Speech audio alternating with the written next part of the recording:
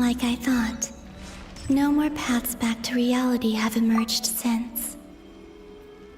But how can I be sure that I'm going the right way without scenes from reality to keep me on track? I can't even be sure of how long I've been walking for. The further I travel, the less stable this space becomes. There are even moments where I can sense something that feels like abyssal energy. They can just materialize out of thin air. I have to keep my wits about me.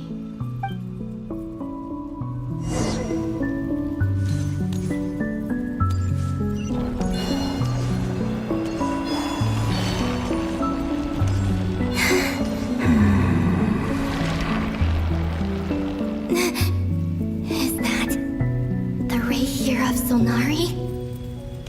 I can't believe he survived.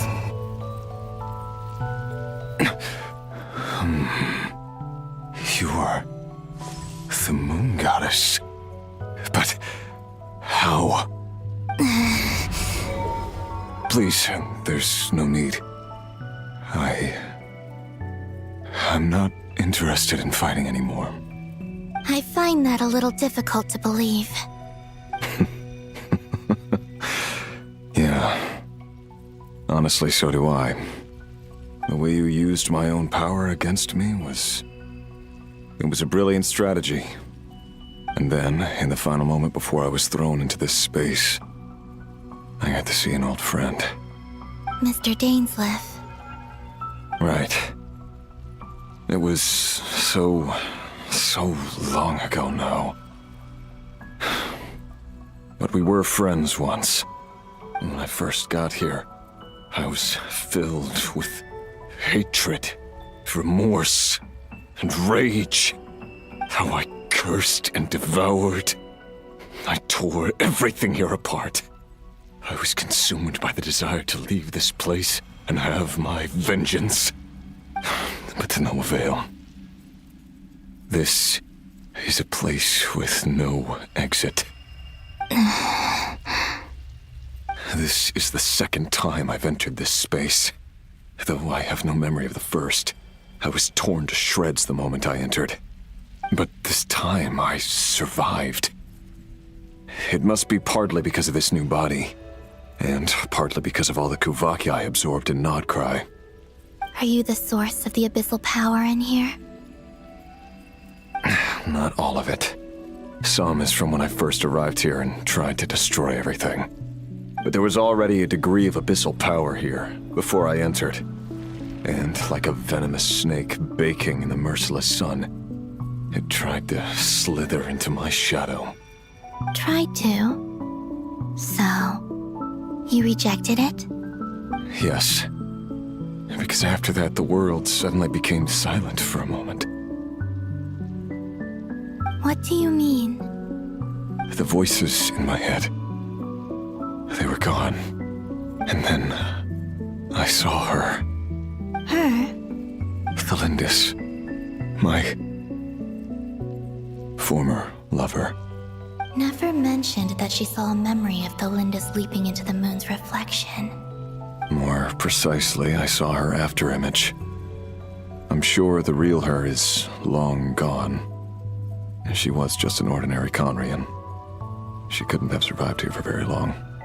Anyway, why have you come here? Didn't you know it was a dead end? If I hadn't escaped through the moon gate, my friends would have been in far greater danger. Oh, I see. Because of your power. The power of a moon goddess. What? You'd like to know how I know, wouldn't you? The one who resurrected me said so. I could hear a deep lust for power in his voice. Do you mean... Dottore? Dottore. So that's what he's called. He'd been collecting fragments of my body for a long time. All so that he could resurrect me at the moment of his choosing. I had no interest in his research. But being as corroded by the abyss as I was, we were aligned as far as hunting the moons and recovering my strength were concerned. So that's why the Wild Hunt suddenly became so active in Nodcry. When I left the Fatui in my weakened state, Dottore must have felt that his time had come. Moon Goddess, could I ask a favor of you? What? I know this is a lot to ask, especially from someone who tried to kill you. If you refuse, I won't fight it. But this is the only thing I desire now. Nothing else matters. What do you want? I'd like you to take a message to Thelindis for me. Thelindis? But... Yes, she's dead. But like I said, I saw her afterimage. I can sense that some part of her soul remains here. Far, far ahead. why don't you go and speak to her yourself? I can't. I don't know why, but I can't move freely in this space as you can. All I can see is a glimpse of her, walking away. Just like the moment when I last saw her in life. In return, I will clear these abyssal obstacles for you. No, not in return. I'll clear them for you, whether you want to help me or not. It feels like something I ought to do. Why? Yeah. Why, indeed. I've been asking myself that question a lot recently. Why did I do the things I did? I'm tired of it all. Tired of the person I became. People used me. And then I turned around and started using others. I hurt a lot of people. I think I grew tired of it long ago. But I wouldn't admit it to myself. And ultimately, that's how I ended up here. What do you wish to tell her? All of it. My past. My mistakes. Everything that happened after we were separated. Is it okay if I give her the abridged version? Yeah, I'm sure there's plenty you can skip over. Just tell her the important parts. Whatever you think that means. Like the part where you relentlessly tried to kill us? It's up to you. Love demands honesty. But my relationship with Thelindis was built on lies. We hid too much from each other. But after living my whole life in the shadows, I don't want to hide anything anymore. I will do my best. There.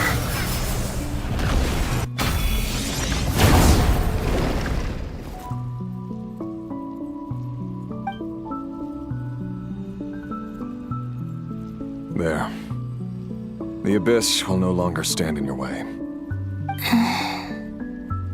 Even though Mr. Dainsliff felt he had to fight you, I think he still regarded you as a friend. Dane? He said that you betrayed him, but he also felt great remorse at never having understood what you were truly going through. Why tell me this?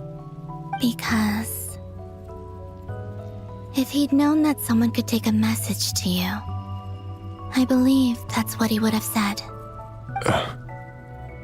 Thank you. It means a lot.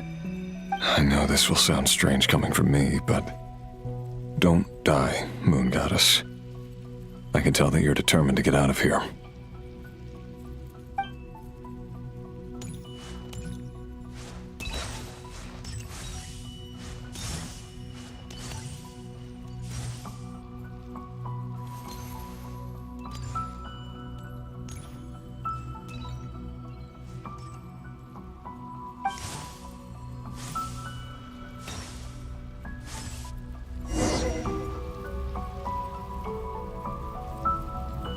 He kept kept his word. The abyss is no longer obstructing my path.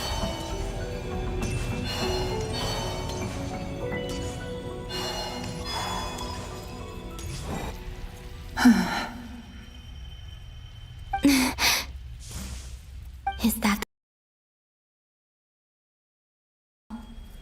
and yet, they can never meet. Hello, Miss Thelindis. Who are you? How do you know my name? I've never seen anyone else here before. You can call me Columbina. I promised I'd bring a message to you. Rerir? My Rerir? Is he well? He's doing better than he was. Better than he was, huh? Sounds like he's had a pretty rough time. Others have had a rough time on his account too. In many cases, their time ran out because of him. And I'm not just talking about the children of the Crimson Moon. So, things got worse before they got better. Could you tell me what happened, Miss Columbina? Are you sure you wish to know? Yes. This is my opportunity to learn the truth. No matter how hard it is to hear, I have to know. I admire your courage. However, time is short. I cannot stay here for long.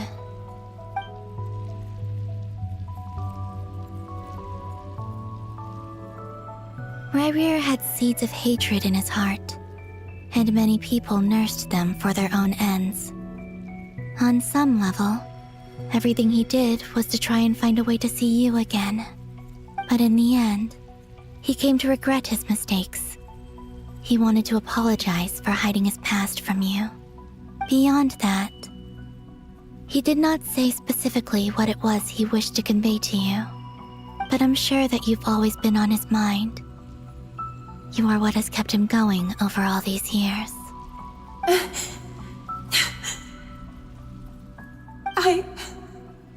I'm sorry, Miss Columbina. This is so upsetting. I'm not sure how to put my feelings into words. It's all right. I understand. Well, that's everything from me. So, I guess I'll be... Wait. One moment. Time flows backwards here. The road ahead only leads further and further into the past. I know. I intend to reach the end of that road. Without a moon marrow, without the three moons' power, you won't make it far. Wait, unless... Are you one of the moon goddesses? You could say that. I see. I often think to myself, if life is like a train ride, why haven't I reached the terminus? Where am I even going? And it's not just me, it's this whole place. Wherever it is, it seems like it's existed forever. It's such a mystery. Where is it going? I must seem so ridiculous. I can't answer these basic questions, and yet I jumped right in here without hesitating, only to be torn apart the moment I entered by powerful energy currents. Only my soul remains now.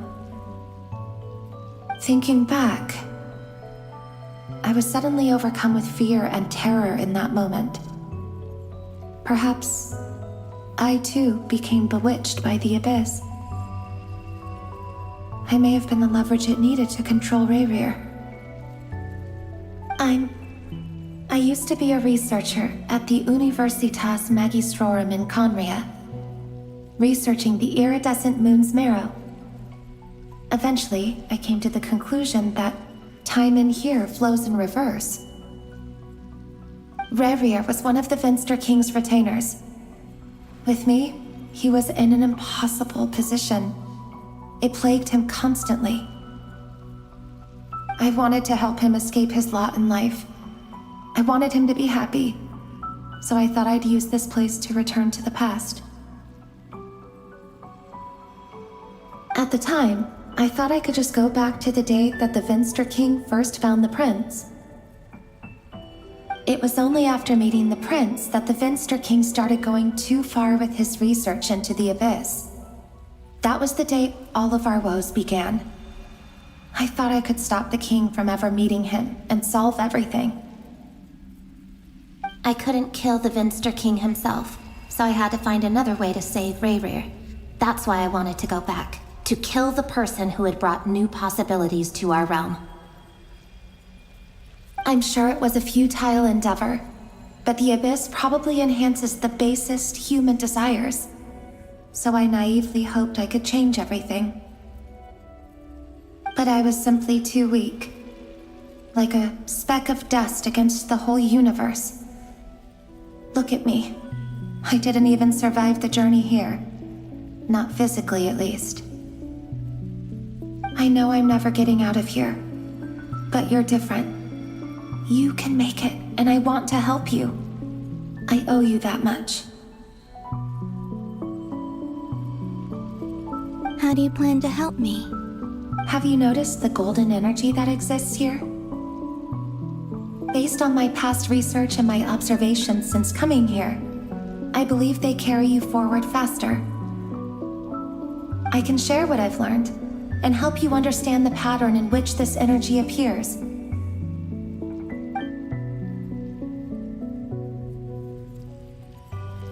I think you just might... Now, I know you will be able to change the past. Also, I've been speculating about where this phase ends. The documentation was scanned, but from what I know of the legends about the moons, the oldest ones seem to begin with Nibelung, king of dragonkind.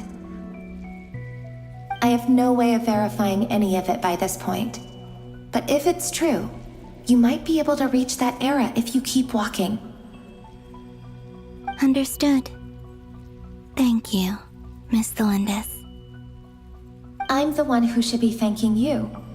If you hadn't entered this realm of everlasting death, what use would my deductions be? Thanks to you, they have some meaning. About Rayrir, I'm so sorry. For everything. It wasn't your fault. That's not true. Because we both feared bringing trouble upon each other, neither of us ever told the truth. And that dishonesty sealed our fates. But enough about that. I wish you a safe journey, Miss Columbina.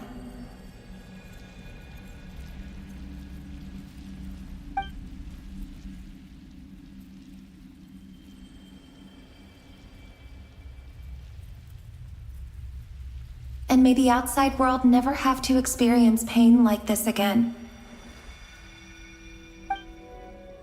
Rayrir, you're there, aren't you? I cannot see you, because you exist in the future. I expect we'll be trapped in this prison of space-time for all eternity. But please, gaze upon the past, and then sit for a while. Let's find a place to sit down together, just like we did when we first met.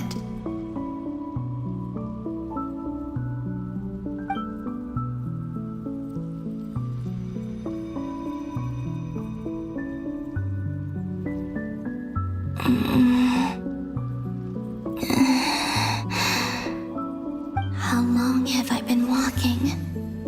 How much further till I reach the end? Is there even an end to be found? Everything's getting blurry.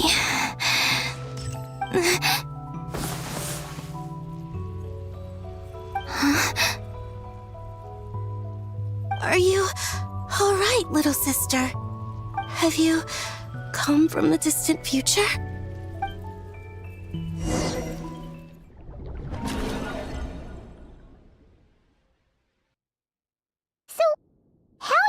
exactly did the moons just disappear? Shouldn't it be a little harder to get rid of major creations like moons? The world is a vast and ancient place. On a certain scale, all life lasts for but a fleeting moment. Miss Nicole explained that the moon goddesses likely perished in the War of Funerary Flame. The moons themselves were also destroyed at that time, save for the Frost Moon, from which a new moon goddess was later born. Am I missing something then? 'Cause the stories say that the moon goddesses were born on the moon, but doesn't Columbina say she was born in Nodcry? Huh, you're right! Why do their birthplaces differ? What's the difference between the two generations of moon goddesses? Also, remember what Sandrone said? Her scans detected 4 moons. In other words, 4 moon marrows. Technically, the result of the scan means that 4 moon marrows were detected and positively identified as moons in that moment. In other words, this piece of information alone isn't enough for us to know how Miss Columbina is doing right now. Yep, we have no way of staying up to date on whether she's dead or alive. She's on her own for now. But at least she's trying her best to get back to us. Yeah, she's a tough cookie. And a sore loser, too. We have to trust that she'll find a way. Because we really need her power. As much as it pains me to say it, we've got no chance of beating Dottore in a straight-up fight. He's much too powerful. It wouldn't even be close. That maniac is going to devour everything in his path until he reaches us. We need to find someone or something that can stop him before he does anything worse. I'll be frank. Our only hope of defeating this false god is with a real moon goddess on our side. I'm not just saying this because Columbina's a friend and I want her back safe and sound. It's just the truth. And I know that even she was no match for him when he attacked, but I don't have a better solution. We're not giving up on saving her, whether she can defeat Dottore or not. Right. Don't worry, Miss Sandrone. We're all aligned on saving Columbina. No one's trying to argue that we can only justify saving our friend because it will help save the world. This is about multitasking. We want to save both. So, she's more than just a moon goddess to you guys? Absolutely. Duh! She's part of the gang! And you are too, you know. Yes, I know. You don't need to labor the point. I knew that the moment I came running over with my documents that I was part of the in-group. I mean, if Arlecchino can fit in, I certainly can. Anyway, as for how we get Columbina back, I've been working on it constantly. But I think I'm still lacking certain information about the moon. I'd probably get there if I could continue my calculations, but the problem is, I've run out of computing power. Computing power? You mean you need more energy? No, the issue isn't energy, it's processing power. There's so much data to get through that the whole process has just ground to a halt. That's a tricky problem. René de Petrichor of the Nazissenkreuz Ordo once foretold the fate of the world. But I don't know how he did it. My guess is that he used the primordial sea's power. However, that won't work for me. His methodology was vastly different from my own. What's worse, they're incompatible. And to top it all off, we can't even leave Nodcry. Ugh, this is so annoying. If I'd known we'd run into a bottleneck like this. Well, no, the design bureau's a bust as well. Curse that Dottore! Couldn't have made this harder for me if he tried. Oh, what do we do then? How about we grab a bite to eat and take a break? Maybe something will come to mind after you've cleared your head. You don't get it, do you?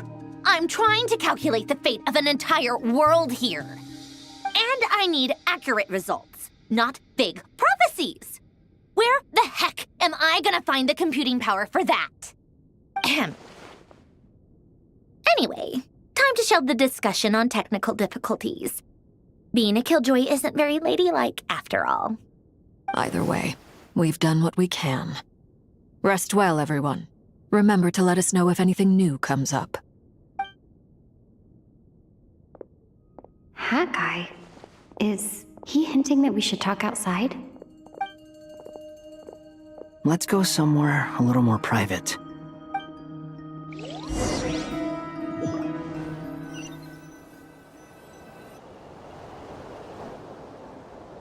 You know that Dory went back to Sumeru, right? Yeah. She mentioned she was planning to head back. Things aren't looking good for Notcry. She's gone to spread the word so that Sumeru has a chance to prepare for the worst. From what I know of Dottore, there are two possible reasons why he hasn't made a move yet. One is that he's still working through some kinks in his new powers. The other is, he wants to see how we're going to react. He'll easily devour everything eventually, so I guess he's in no rush to make it happen. The first false god he made was me. Now it's his turn. Even though my records were erased from Irminsul, Dottore's ideas haven't changed one bit. He once told me that becoming a god was like turning yourself into a hungry wolf or giant serpent to devour the moon. Clearly, he began studying the moon goddess's powers long before he even tried making a god. He's always wanted to get his greedy hands on divine authority one way or another. And in the end, he devoured the moon where I failed. In the desert of Sumeru, there is a chessboard built by King Deshret, also known as Al-Ahmar. I don't know if it was a real game, or if he was just trying to challenge his servants and citizens in some way. But creating games and setting rules, gods do that as a matter of course. That's the kind of power Dottore craves. Now he has the Trilunar Authority. His power is leagues beyond the common people. I don't think there's any point in other nations rushing to the front line. They're better off focusing on defense and hoping they can fend off any threats that spill out from Notcry. Either way, Dory will inform Lesser Lord Kusanali, and she will contact the other gods in turn. The Seven will have some recourse available. If nothing else, their protection should keep the rest of the world from descending into chaos as quickly as Notcry has. So on the bright side, even if Notcry is doomed, your friends in other nations won't be in any immediate peril. That's good to know. But I'm not ready to give up on Notcry yet. There's a word for people who refuse to let anything go. It's called being greedy. Maybe it sounds greedy to you, and probably naive too. But whatever you call it, that's what gives me the determination to keep fighting. Battles are fleeting, but the will to fight is a long-term commitment. Give up for even a moment, and your resolve will shatter. Why do you always feel the need to do the right thing?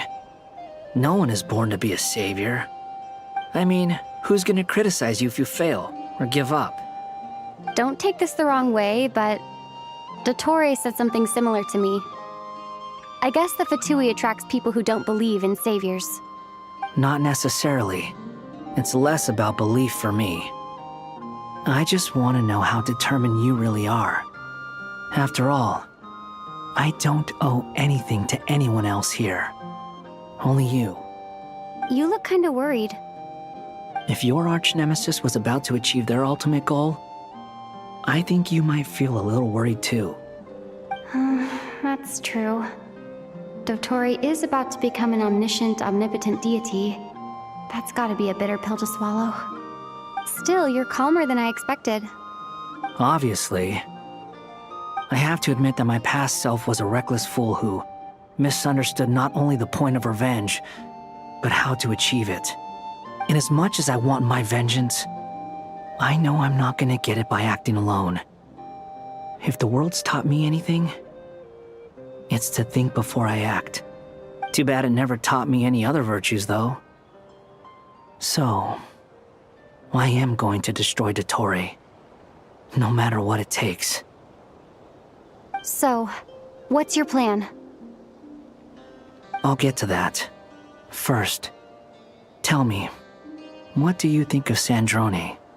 Just like Paimon said, she's a friend, part of the gang. How much do you trust her? This is a serious question. Think carefully before you answer. Although she's with the Fatui, she has her own values and she's helped us a lot.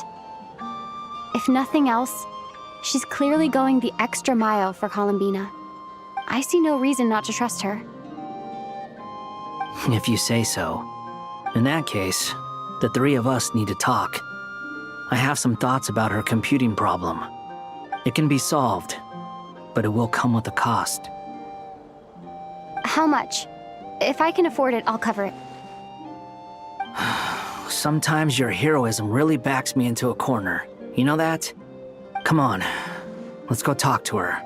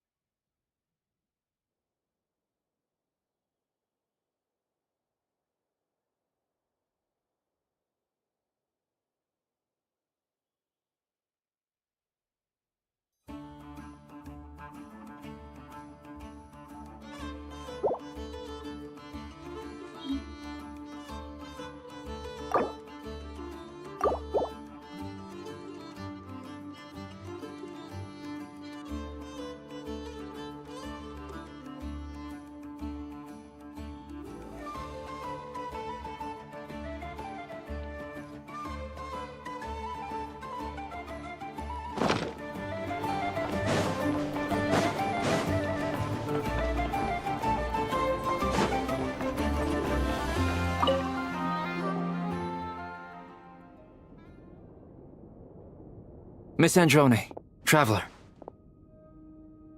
Hey there. Paimon's here too! She was just helping them sort through their things. How did your chat go? That was fast. The call only just ended. Well, you said it was urgent, so we got here as quickly as we could. Albedo, I have some alchemy questions for you. I see. Looks like my knowledge proved useful after all.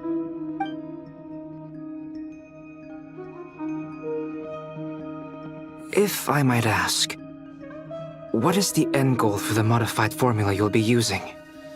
I needed to predict the future of the entire world.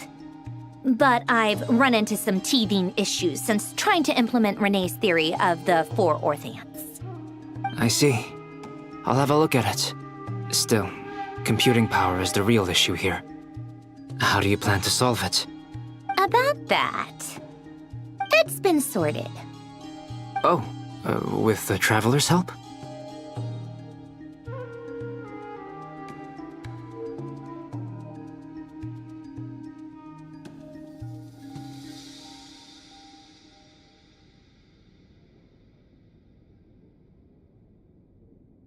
Actually, you're not wrong. She found the person with the solution. Was it Hat Guy? Yeah, it was him. Wow! Go Hat Guy! Seems like all that time studying at the academia is paying off big time. But where is he? Wasn't he the one who asked Albedo and I to come here? Come with me.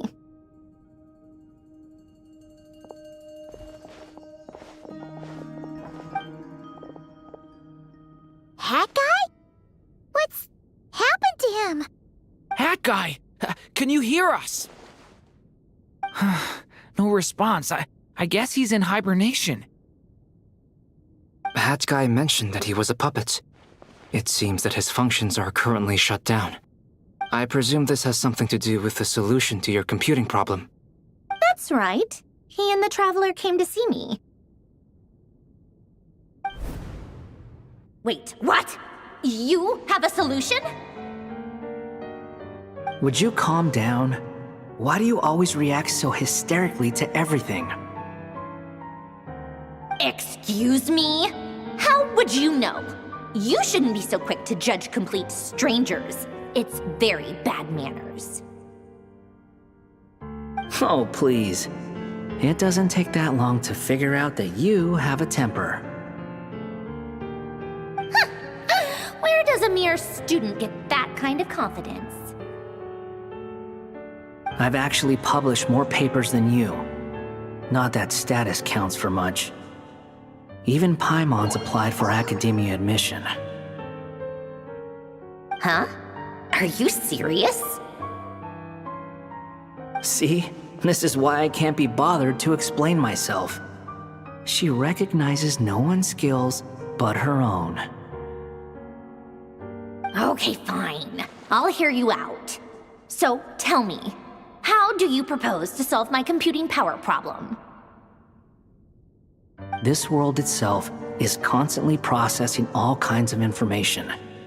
If it's the world's future you're trying to calculate, you need a processing device that's designed to cope with that volume. Easier said than done. Only Irminsul can handle that kind of... Wait, is that what you're suggesting?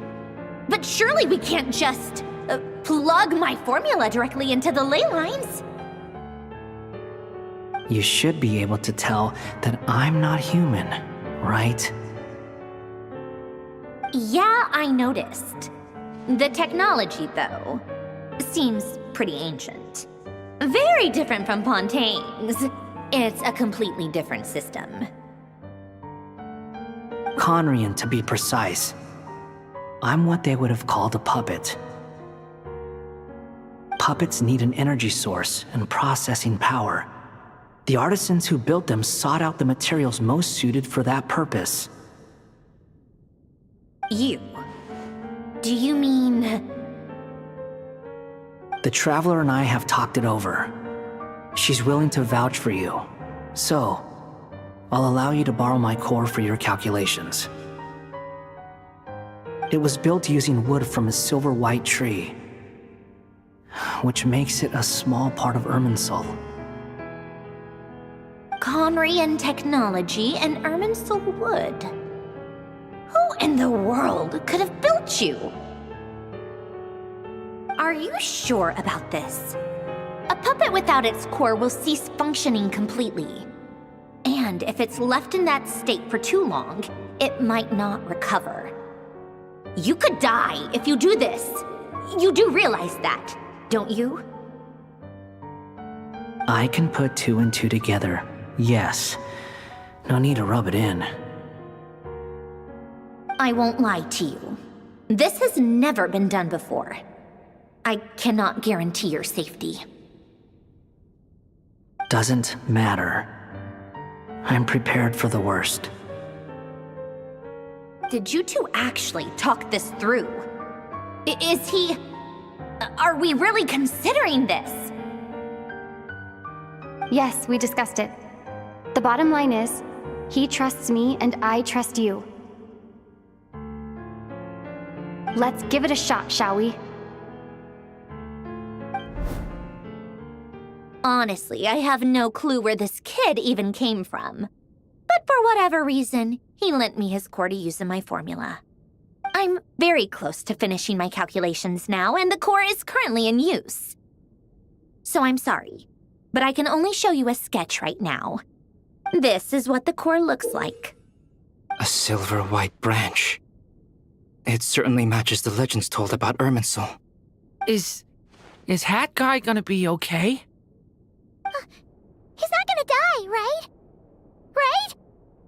In theory, he should be fine. As long as we put his core back in time.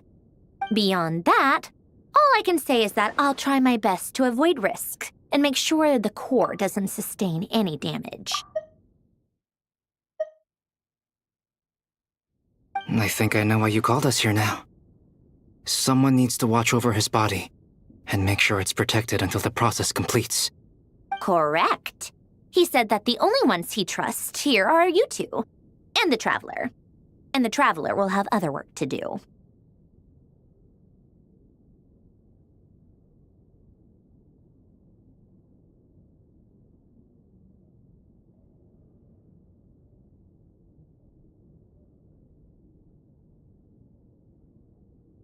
He will have our undivided attention. Aw, Hat Guy. On a more positive note, things are progressing steadily on my end. I'll call everyone in for a meeting once the results are out.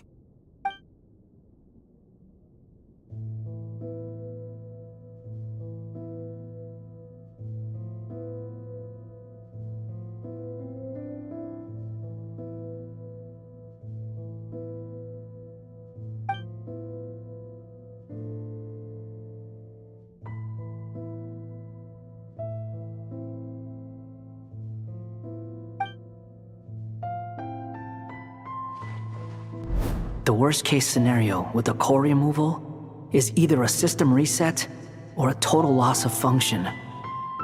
But I'm not afraid. A quiet death should have been my fate long ago. A core is completely different from a heart. It's like another vital organ entirely. I never believed it could be a true replacement for what I sought. But in the end, it turns out the core was more useful to me.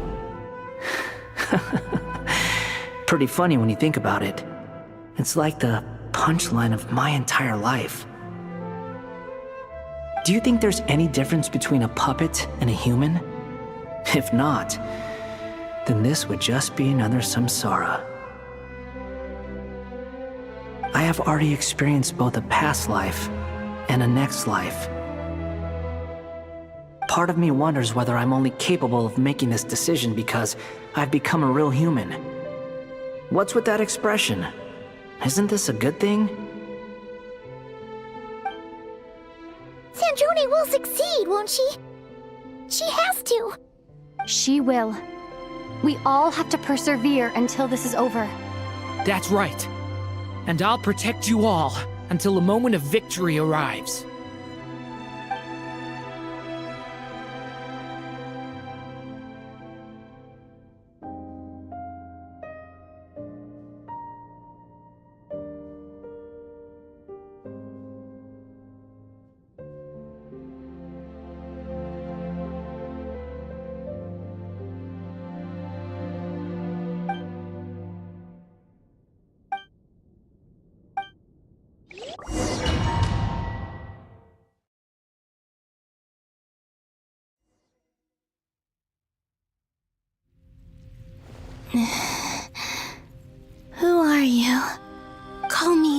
Sonnet. You have the same power as Canon. Sonnet. So, you're the goddess of the iridescent moon? Oh, goodness. You recognize me? Well then, what's your name? Columbina. Columbina Hyposelenia. Hyposelenia? What a lovely name. Did you choose it yourself? It was a joint effort between me and my friends. Friends? You mean your friends in the heavens? Huh? Oh, sorry. You must be exhausted. I apologize. Hang in there. Let me introduce you to my older sisters. Do you mean the other two moon goddesses? Arya and Canon? Wow, you sure know a lot. Hey, does that mean that our story goes on into the future? Oh, I guess that wasn't the best question to ask. It's alright. We were prepared for that possibility. You could say we were too prepared.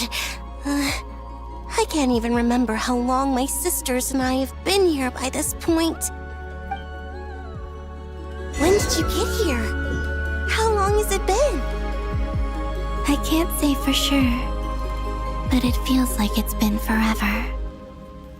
I see. Are you feeling alright? You look a little unwell. I can hold out a while longer.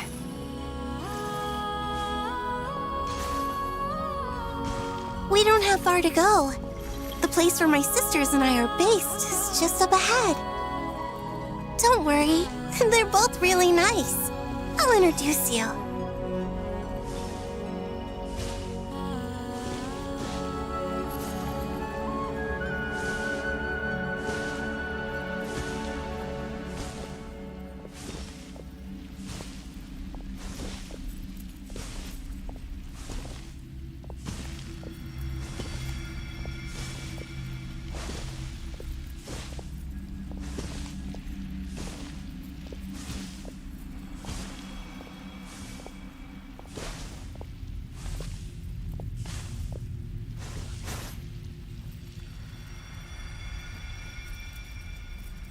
Sisters! I'm back!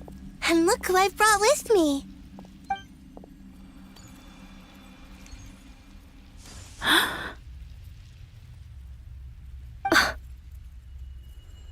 It's our lovely little sister, born in the far future.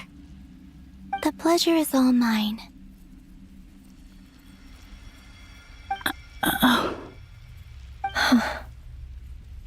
Allow me to introduce you to Columbina Hyposelenia.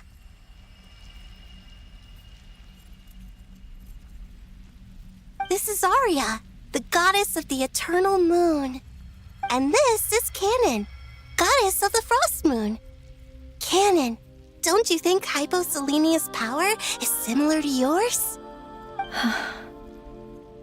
Hello, Columbina. I apologize for our startled reaction just now. And please, forgive our little sister if she's been annoying you. She tends to talk a lot. It's fine. You seem shy. Don't worry, Columbina Hyposelenia. No one can hurt you here. Could you tell me where here is?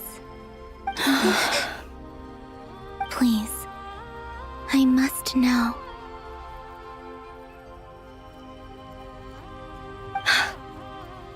My dear sister, this is where Tevat's original ruler, the Dragon King Nibelung, imprisoned the moon goddesses. What? You're scaring her, Canon. No, I'm fine. Please, continue. Nibelung, our original master, created us in the distant past to maintain Tevat. But he left this world and traveled into the dark universe beyond, to explore worlds vaster still.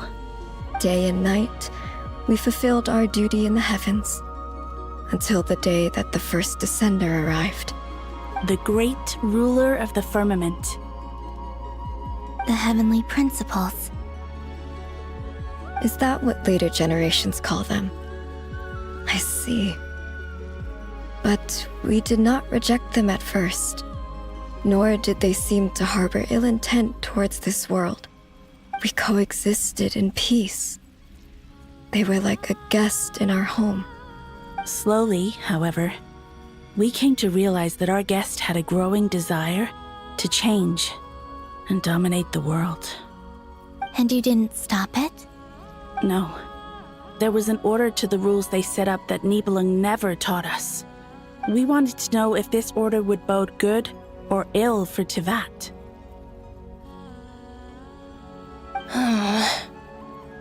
All right. Canon and I wanted to know. Sonnet was against it from the outset. Later, we discovered that this great ruler of the firmament bore an almost paranoid hostility toward the desire of certain life forms to seek power. Or perhaps they feared them. They would even cast down celestial nails as manifestations of their power, to punish the civilizations of the world below.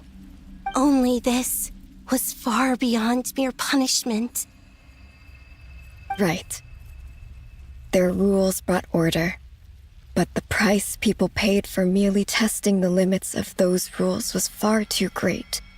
I did everything in my power to help the punished escape catastrophe, but still, too many lives were lost. The ancestors of the Frost Moon Scions were some of the ones you helped. But just when we had decided to take countermeasures, the Dragon King, Nibelung, returned. And so began the War of Funerary Flame. So, that's the name the world gave that war in the future. Well, who won in the end? As far as I know, the Heavenly Principles won, although it came at a great cost. They remained in Tivat, where they continue to rule to this day. And the world's original master, the Dragon King Nibelung, was destroyed. And what of the moons? Are there still 3 moons in Tivat's skies? You can tell us the truth, Columbina. We know we are but remnants of a bygone age. We are prepared for the answer. Only the Frost Moon remains. But it has been cast beyond the false firmament by the Heavenly Principles. The eternal and iridescent moons were both shattered during the war. So death finally came for us in the end. Sonnet. But you're still here, aren't you? A moon goddess cannot live without her moon, Columbina. She's right. That's why I began to disappear. Because the Frost Moon is cut off by the false sky. How much worse it would have been if it were outright destroyed. Our souls may endure within this lunar palace, but if our moons are destroyed, then we shall disappear the moment we depart from it. I'm sorry. There's no need to apologize to us, dear sister. If anything, we owe the world an apology. If only we'd decided to act sooner, rather than arguing amongst ourselves. All the more reason not to spend this time in regret and repentance. Instead, we should focus our efforts on how we might help our future sister. Sorry? Don't you see, Columbina, your story is not yet over. Is that not why you are here?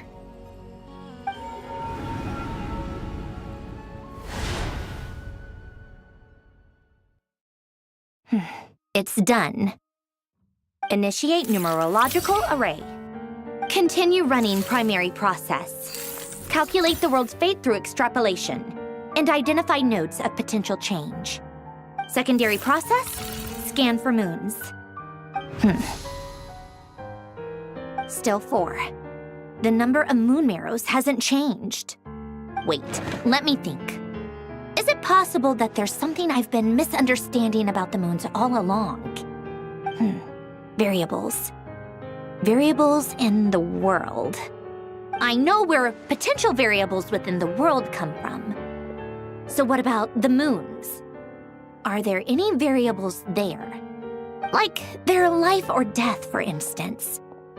What if being alive or dead makes no difference to a moon?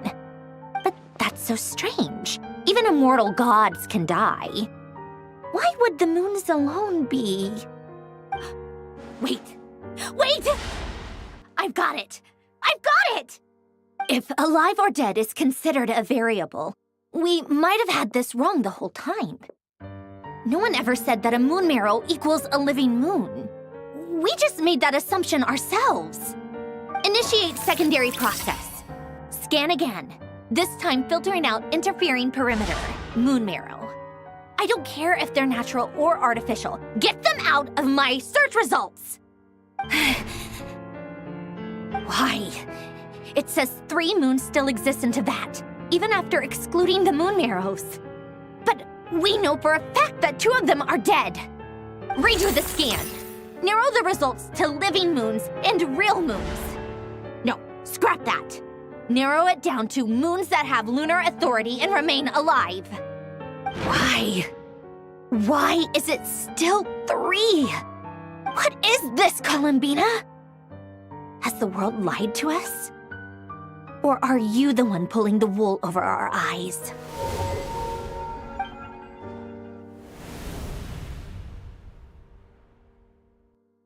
So, you think that the moon's reflection might be where Nibelung imprisoned the 3 moon sisters? Yes, it would explain a lot, such as why that space would respond to a moon goddess's power, opening the moon gate at her command. It would also explain why Miss Columbina has been unable to leave, and why time flows in reverse there. In the messages she sent, Columbina promised us she'd find a way to return, but we have no way of knowing how, when, or where this might happen. The fact that she still has yet to reappear in this world indicates that returning from that place is no easy feat. We cannot afford to simply wait for her. So you're saying, if she could return by her own power alone, she would have done so long ago? Yes, she certainly wouldn't leave it to this late stage when it's so touch and go. I've been giving this some thought, and I've come to believe that Luana's Har might be an anchor that she left behind, as a sort of future waypoint. This could also explain why Luana's Har is always by the traveler's side. Sounds like a plausible theory. If that's the case, there must be some criteria we need to fulfill to allow Columbina to return to the present. The question is, what could they be?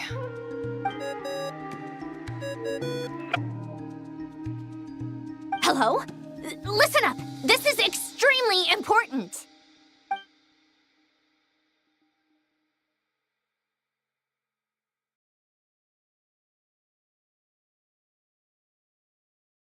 Not only is Columbina alive, but she may well exist in a form unimaginable to us. I'm still unclear on the details, but she's done something truly inconceivable in the past. And the clue to what she's done lies in the moon and Teyvat sky. Truly amazing. Oh, I'm so delighted for her. I'm sure we all feel the same. And I'm sure Columbina is ready to get back here and fight by our side. I'll keep my calculations going and try to find some way of coordinating with her. But that's not an excuse for everyone else to slack off, okay? All of you had better keep trying to think of solutions. How can the dead moon still live? And Luanatar...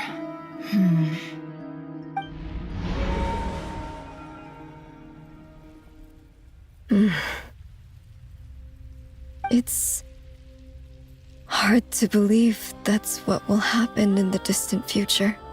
Our authority is linked to the most fundamental rules of Teyvat. I suppose it's no wonder that many would covet that power.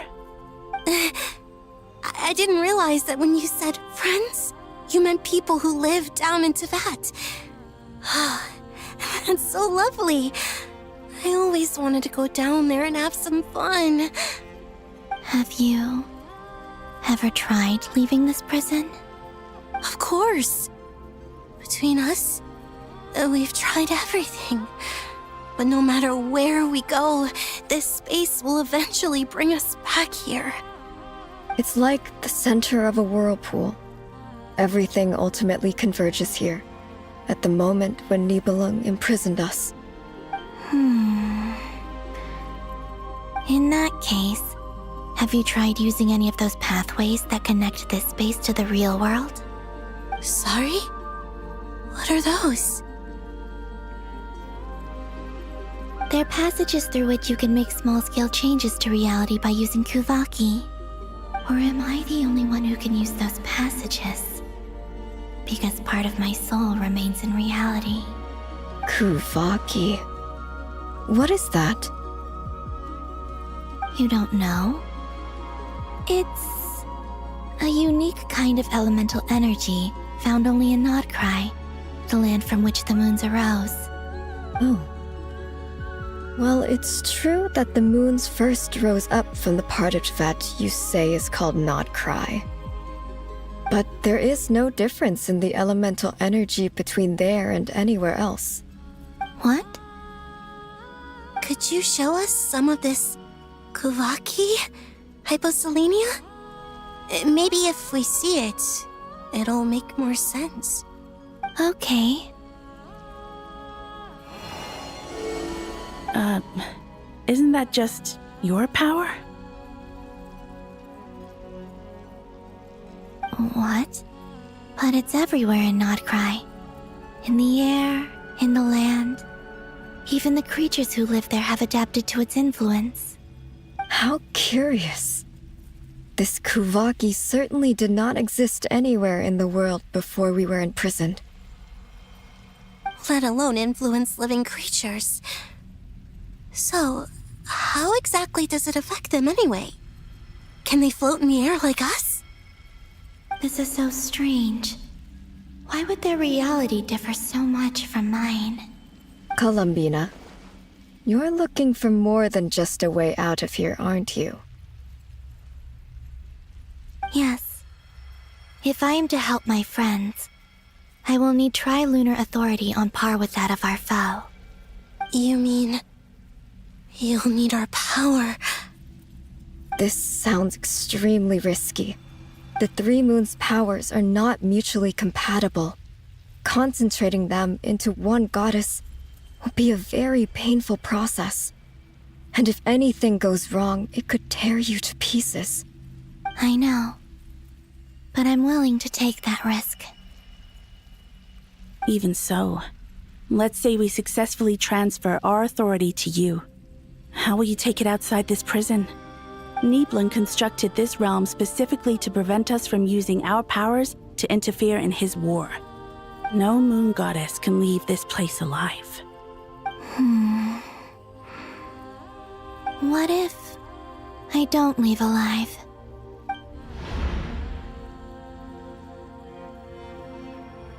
Where do we even start? How are we supposed to figure out what we're meant to do to help Columbina?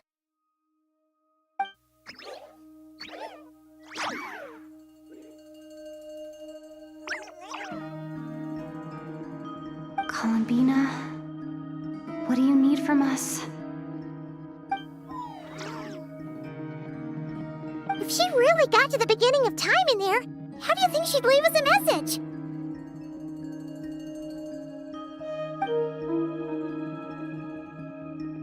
You don't think she'd write it down on a stone tablet somewhere in the hopes that we'd find it, do you? Seems unlikely.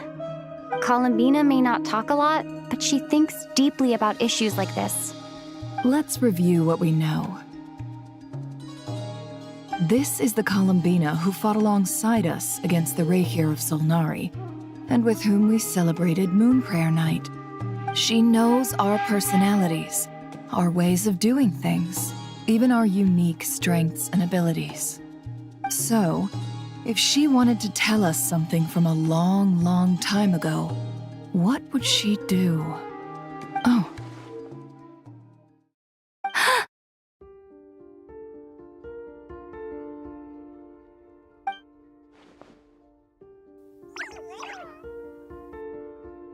Traveler, you once said that those golden ripples also appeared when Luanatar was born.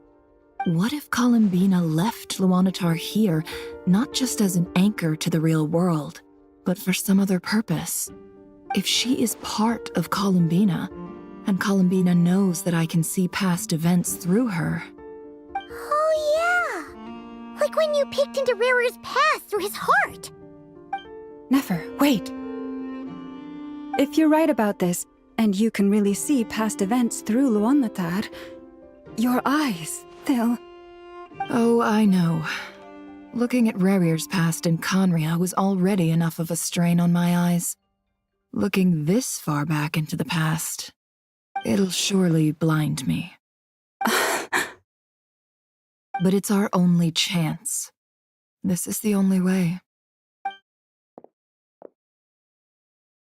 Boss. We spoke about this once, a long time ago. Do you remember what I said, Yehoda? The day I lose my sight, the Curatorium of Secrets will be yours to run. But... What's wrong? I'd be overjoyed if I were you. This day's come a lot earlier than either of us expected. I need to know you'll honor our agreement, Yehoda. Promise me. Yes, Boss Neff. I promise. Are you sure you don't want some time to think this through? What is there to think through? I should have gone blind after our battle with Rarier. Frankly, it's almost criminal that I got away with it for this long. Then at least let me take some precautions on your behalf. And if you really do lose your sight, I'll visit your office every day and make sure you're well looked after. Oh, please, anything but that. I was actually ready to go through with this. Are you trying to scare me into backing out? As if I could ever scare you. I'll assume you're just joking to calm your nerves. All right, enough chit-chat. Let's do this.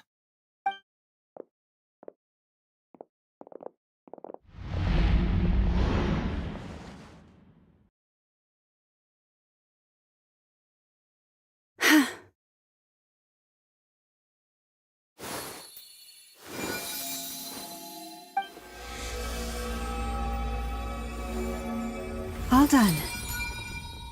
Good. Now give me some space.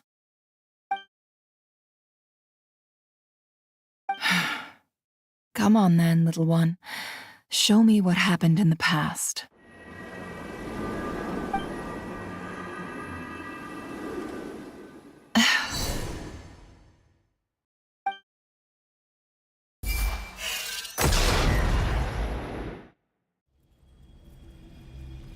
Between the Trilunar Authority, Kuvaki, and the soul-surviving moon, the Frost Moon, I think I might know how to get back. But I will need my sister's help. Time to go talk it over with them.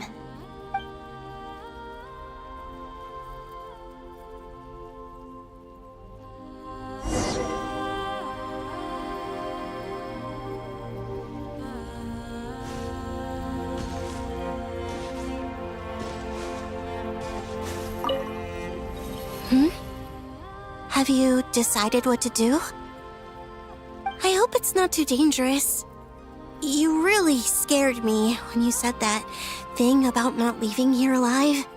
Come on, let's go find the other two.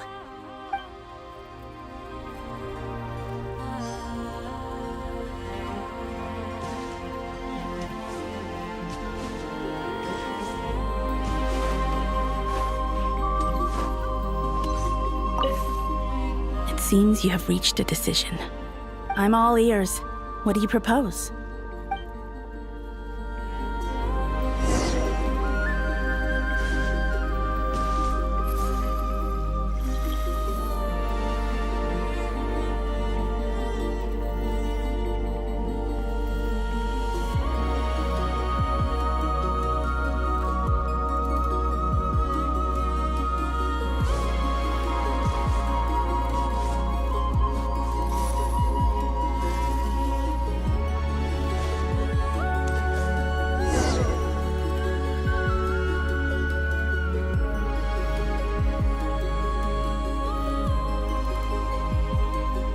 Have you figured it out, Columbina?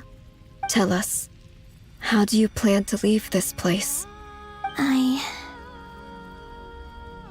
intend to die here, in this moment, and then be reborn in the future with the help of my friends. What? What are you saying? How can the dead be reborn? And how will you inform these future friends of your plans? You can't exactly leave oracles. Nothing can escape this place. Not a single ray of moonlight. And even if you found a way, what if they never find the message you left for them? You'll... No, that won't happen. Come again? They will find my message. I'm sure of it. I'm not following. How exactly will you achieve this? It's quite simple, really. First, I will leave my soul here.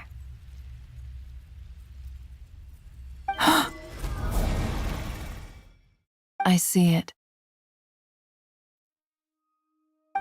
Your soul? You mean your divinity? Yes. I once left a portion of my soul in the future. One so small that this prison barely noticed anything. In this very moment, she can resonate with my soul across time. When the time comes, I believe that she can serve as an anchor to pull my soul from here back to the future reality. Just as gravity connects the world to the moon. Exactly. In the future, where I came from, the moon has been cast beyond the false sky, but I can still feel that it is there. In a similar way, I can feel a connection to the soul fragment I left behind even now. My friends can use it to detect my presence. But how do you just leave your soul here? Is that even possible? On my way here, I met an ordinary mortal who entered this place long before I did. Her body is long gone, but her soul remains. And before that, I encountered an old enemy whose entire soul survives here intact, while the power that once corrupted his body has faded away. So, perhaps this space is specifically designed to imprison divinity and authority, but not the physical body.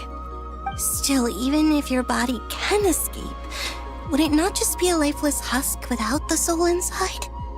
Wait, is that what you meant when you said you wouldn't leave alive? Yes. I shall turn my body into moonlight and pour it over Nodcry. That power shall protect the land and quietly blend into it, awaiting my soul's return in the future. However, I cannot do this on my strength alone. I would need your help to do this, so I'm humbly asking for your assistance. Oh, dear sister, you need not be so formal. As I said before, we are but remnants of a bygone age.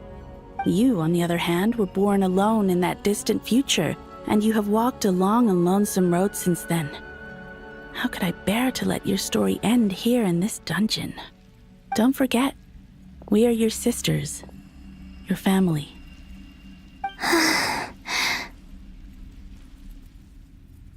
Arya's right. Actually, I've always wanted a little sister. Can you imagine how it's been for me? Getting nagged by two older sisters all the time. Now, I finally get to be the big sis. And not just that, but I get to help you return to your world, too. How could I say no to that? Sonnet. Canon?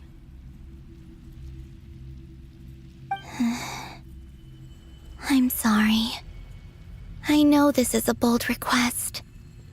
The Frost Moon is rightfully yours, and it remains intact. Oh, no, please, don't misunderstand me, Columbina. I was just thinking. back on the years that the three of us once spent together, you cannot imagine how happy I am to hear of the future world you describe. The Frost Moon Scions, your lovely, kindly friends. For the three of us, whose purpose in life was to maintain the peace in Tevat, it is a great relief to know that the people of this world live in such an abundant future. If your plan can save them, and save Notcry, I will gladly give you all that I can. Besides, the three of us have been together since the day we were born. I could never abandon them to live on alone without them. Canon. Still, I do have one question I would like to ask you before we proceed. Certainly. What is it? Why do you cover your eyes?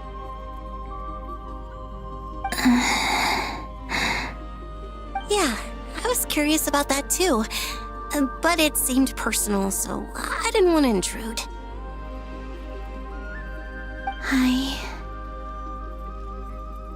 There was a time when I refused to look upon the world. I believed it was full of nothing but lies and falsehoods. I wished to hide my feelings, seal my heart, until I could return to my true home. I see.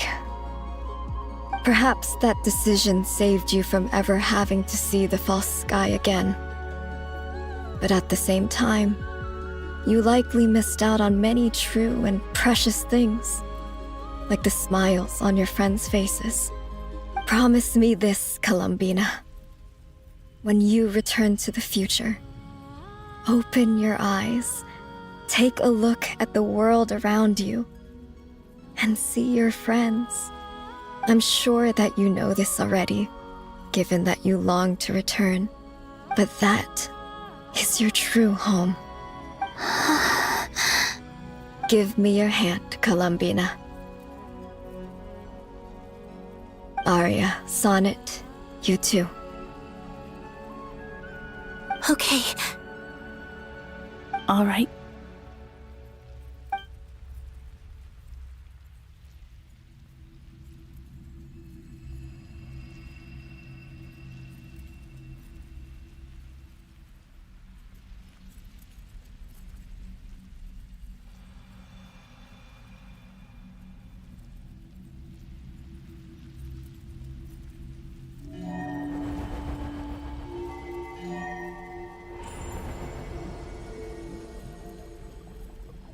We once were the songs sung for eternity, but now it is you who must continue to sing.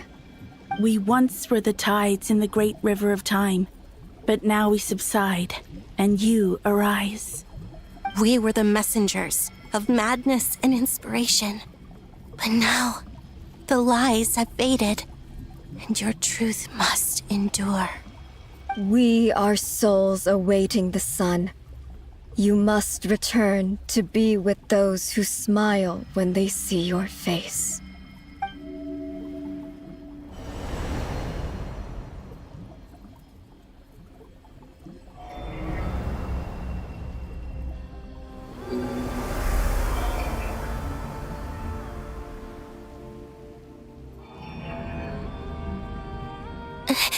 Is it done?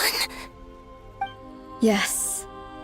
We have transferred the authority over all 3 moons to Columbina Hyposelenia. From this moment on, she is the Tri-Lune Goddess, the one and only moon goddess of this world.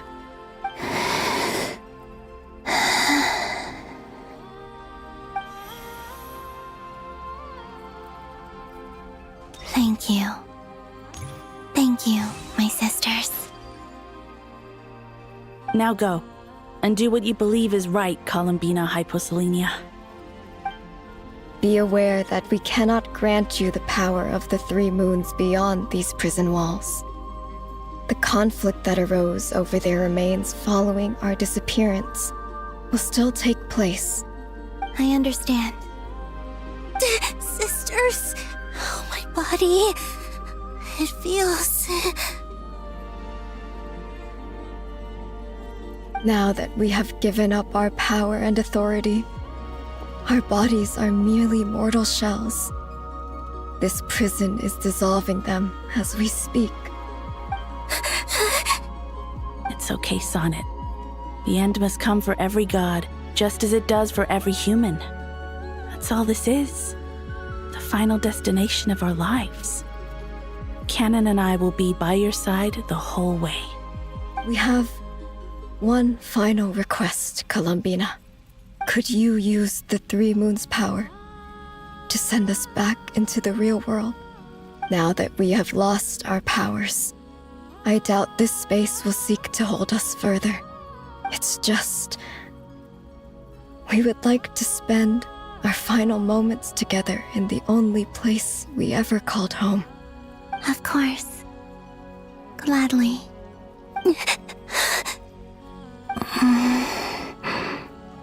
Sonnet? Yes? Don't... I wish I could tell her not to give in to the abyss. Not to be afraid. But is this really what I should say at this moment? Don't forget. I'm so glad to have a big sister like you.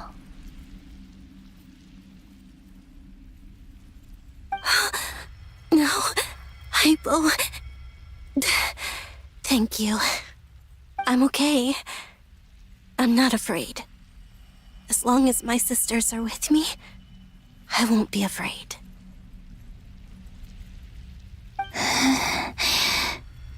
It looks like this is goodbye, sisters.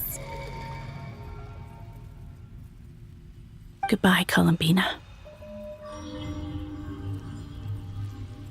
Take care of this world in our stead. I will.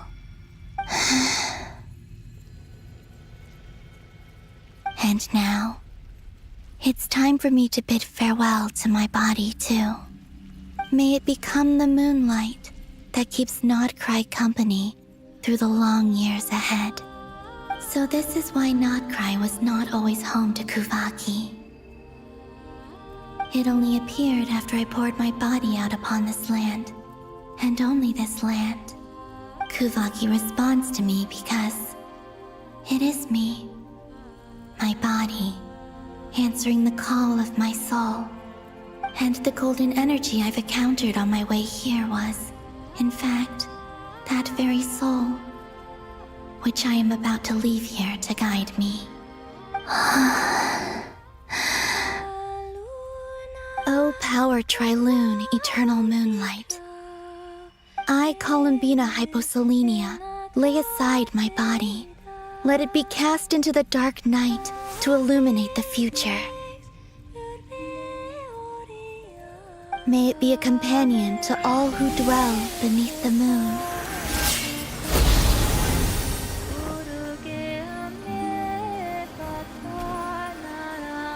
Until the time comes for me to return home.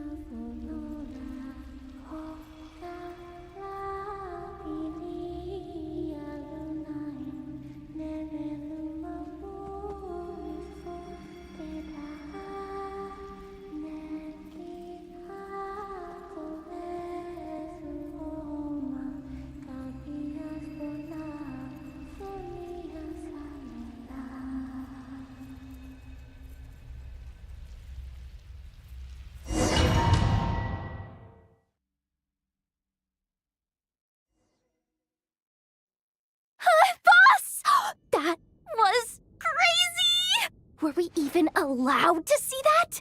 Is anyone? Can you still see?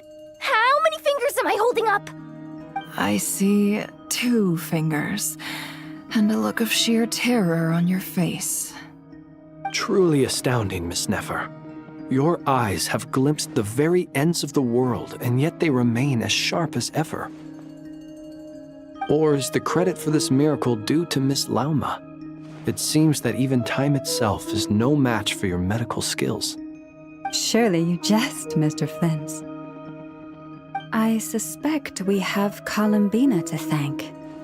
She must have realized the immense toll that the ritual would take and purposely set aside some of her power in the past to protect Nefer's eyes when this moment arrived. There is always a great price to pay for witnessing the truth, but it seems that this time, Columbina has shouldered that burden on our behalf. She chose the perfect method of getting a message to us. Though her eyes were always shut, she was clearly so perceptive. She knows us well. She knew exactly how we would think and what we would try. Despite being separated by time and space, we're seeing the same possibilities and seizing the same opportunities. We still don't even know if she's okay right now. But as long as there's a chance we can do something, we'll fight to make it happen. We'll get you back somehow, Columbina.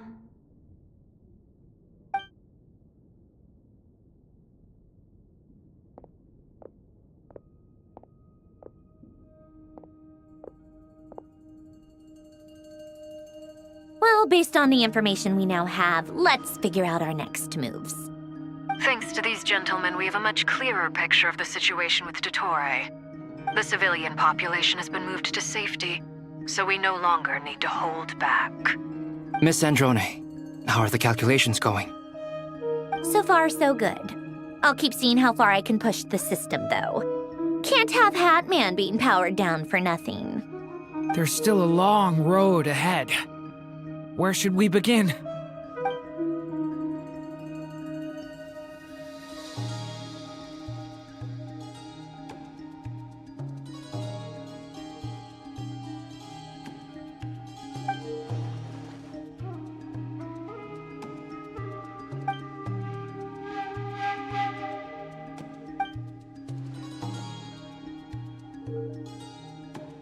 Our plan is clear. Time is short, so let's get moving. There's just never enough time, is there? Time is the bane of my existence. Ugh. Anyway, I'm gonna get back to work. All right, we'll do our part too. Yeah.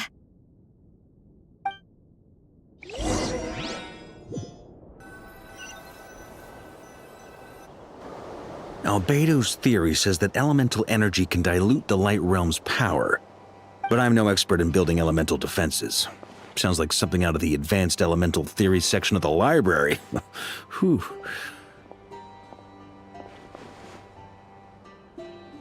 You seem quite troubled. Well, yeah. I mean, who doesn't get a little flustered when they're completely out of their depth? You were the very picture of confidence back when you approached the Hexen Circle. Yeah, I could have been faking it through that whole meeting for all you know. Who's to say I'm not just a ball of nerves in a charming and gregarious package? Oh gosh, really? I'm so sorry, I had no idea. Well, you're all the braver for it. Still, I was much more in my comfort zone than I am here. At least in Mondstadt, you can cry for help from a cliff top and actually stand a chance of summoning Barbados himself. Things have never looked bleaker than they do now. If we don't pull this off, Tevat's doomed, isn't it? Oh, you think so? Actually, yes. Yes, it probably is. It's a shame. Don't put too much pressure on yourself. Tevat has faced annihilation many times in the past, but it also gave us you, didn't it? Hey, don't give me that. It's not like I'm anyone special. I disagree. Every human born in this world is special. We angels have always believed that. In that case, this humble human being has a big favor to ask of you. I I thought you might say that. I'm sure Alice, in her great wisdom, sent you here precisely to help us in this difficult time, yes? Well, that has less to do with her wisdom and more to do with my power. Of course, of course. Well, the thing is, these elemental defenses we're about to build, I don't think it's a question of if they'll fail, but when. Durin's findings from his patrols make it clear that Dottore is constantly expanding his territory. First it was his lab, then the design bureau, and now this. It's not realistic to completely stop him encroaching on the rest of Nagcry. Rather, our goal should be to stall him for as long as possible. If Miss Sandroni's calculations are correct, well, they're the closest thing to certainty we have in this situation, so let's assume they are. Anyway, her calculations suggest that our best hope for victory lies in Miss Columbina's return. It's up to us to slow Dottore's advance and buy time for her to make a return. Are you asking me to help you with building the defenses? No. I'd like you to prepare for what comes next. When he eventually reaches us, we will have to fight him. You were an angel once and a mage now. I'm asking you to lend us your protection. Oh. Can I take it that you're triggering the terms you fought for during our three-way talks? Well, technically those terms were about protecting Mondstadt. But if you're happy to agree to the change in location, then yes, let's do that. You're cashing in on this much sooner than I'd imagined. Well, yeah. The way things are going, I might not get another chance. Very well. The mages have heard the knight's plea, and we will respond. To tell the truth, Alice and I had already discussed how we might help you all, so I didn't come empty-handed. I always like to be prepared.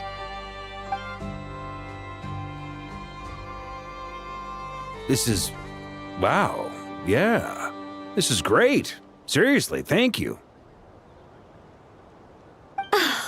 It's been many long years since I had a chance to dazzle humanity with a little divine intervention.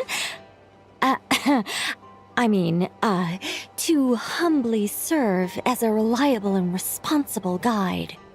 Anyway, Knight of Boreas, please accept this gift in recognition of your great virtue. Go now. May the angel's blessing deliver you safely to your destination.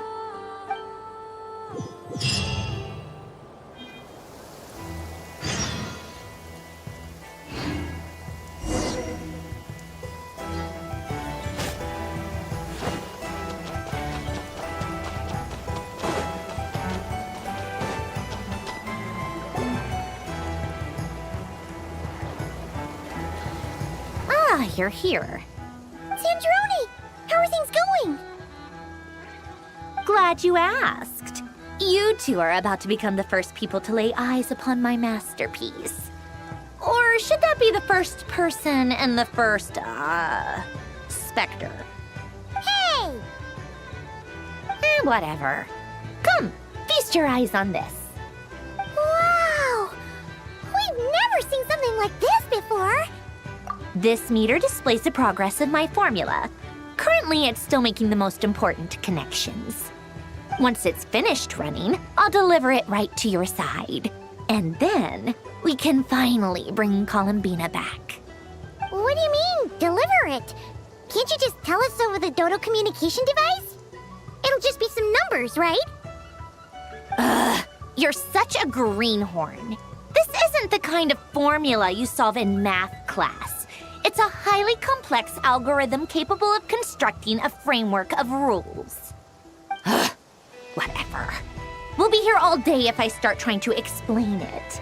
All you need to know is the formula must be completed before we can bring Columbina back.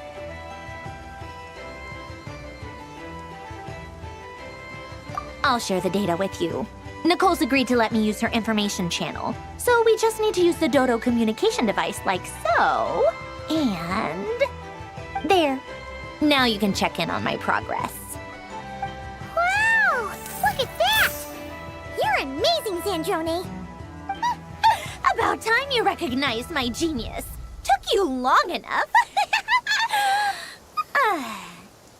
Anyway, that's all from me. You should check on the others if you have time. Make sure we don't have any weak links in the chain. That might sound harsh to you, but close supervision is a common practice in a Fatui. Not looking to catch anyone out. I just care about everything going smoothly. That's all. I'm kinda stuck here while the formula's running, so I need you to be my second pair of eyes in the meantime.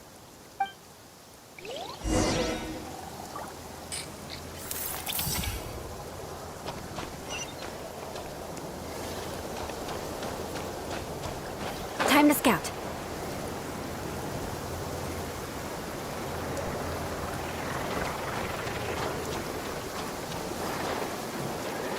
Thankfully, Miss Nicole has come to our aid. Nasha Town is now looking very well defended.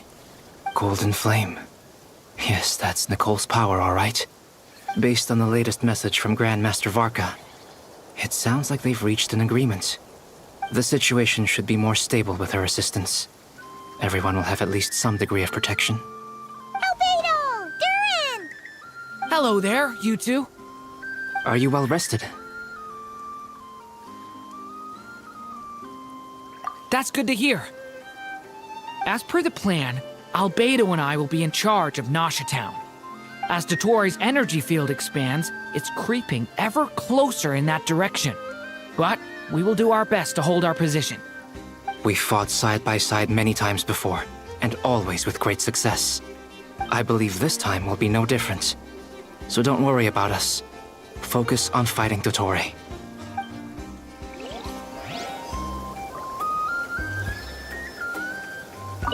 As Dotori's energy field expands, we fought side. I believe this time.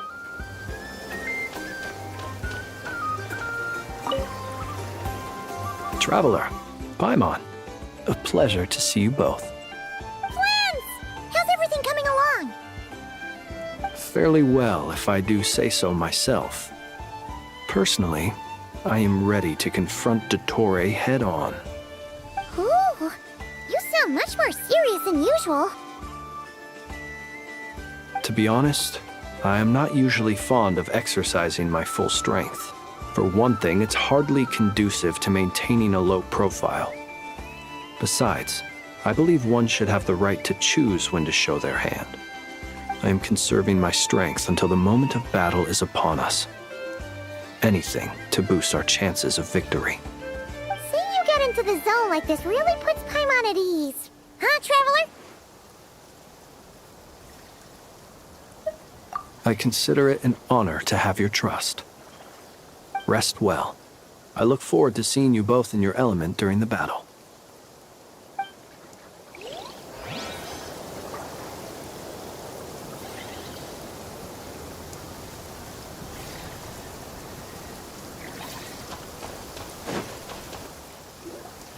Yes, Miss Moonchanter?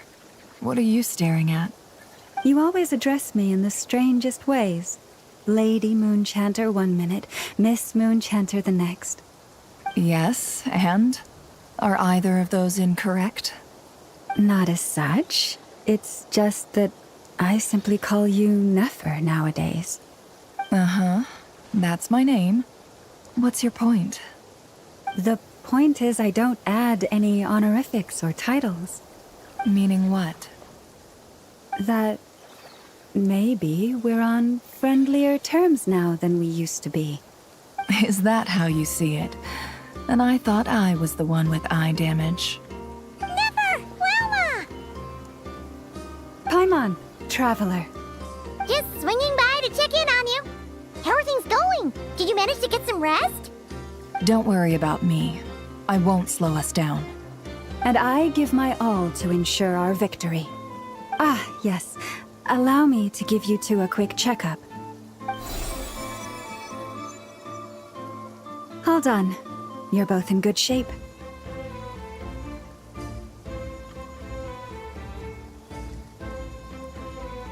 You're welcome. You'll have your work cut out for you in this battle against Dottore, so make sure to get some rest in first. Paimon will keep an eye on her. Don't you worry. I'm glad to hear it. Take good care of yourself, too, Paimon. Sure thing.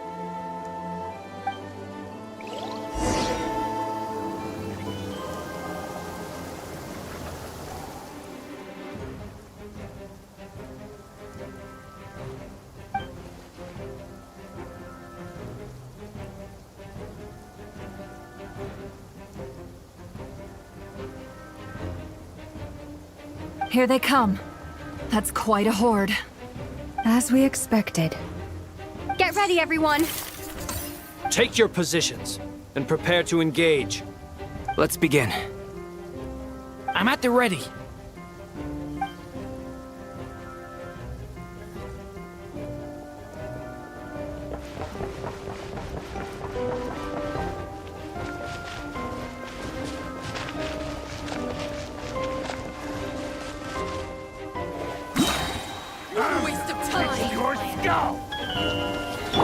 Observe to dust.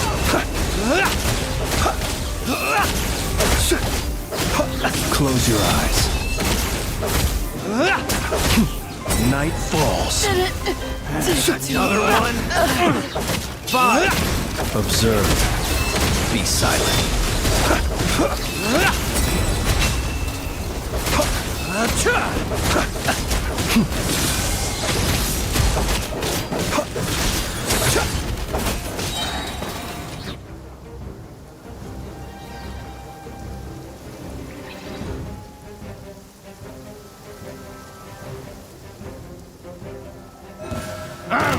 It's your skull!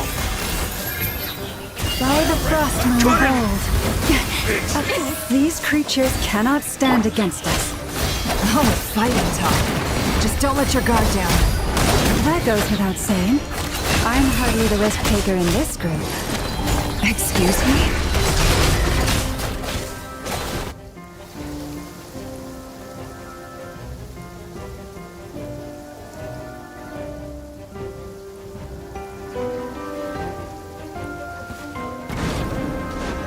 Come at the bee! Feel this ancient power. Decay! New life!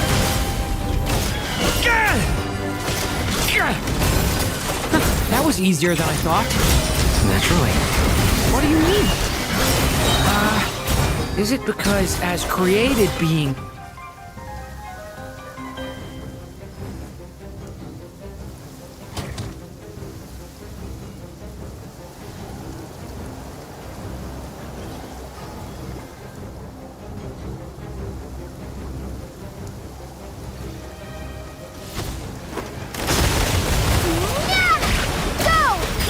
No more lies. The mystery unravels. People have always used fire to drive away wild beasts. Wouldn't a lantern work just as well? You read my mind, my dear friend. I was just about to say that. All right then, dear friend. Bring the light! Observe.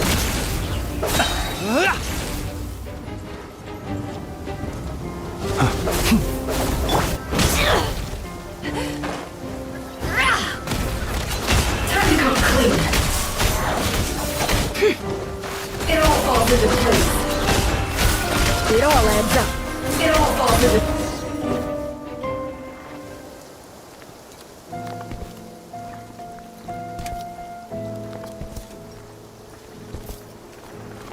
You're looking well. I trust you've had a good couple of days.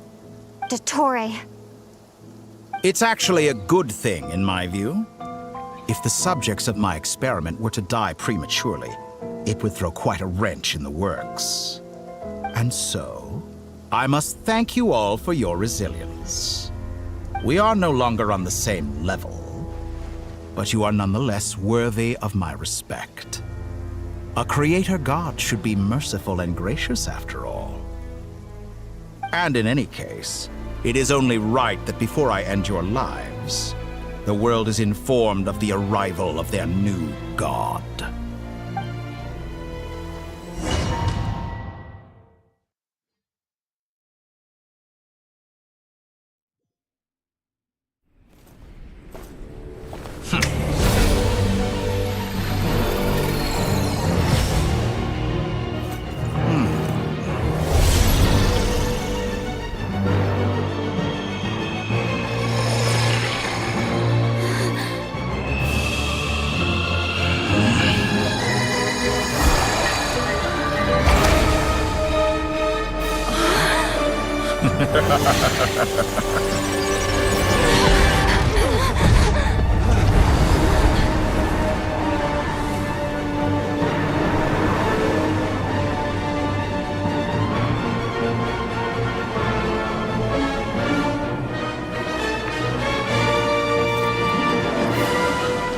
experiment begins.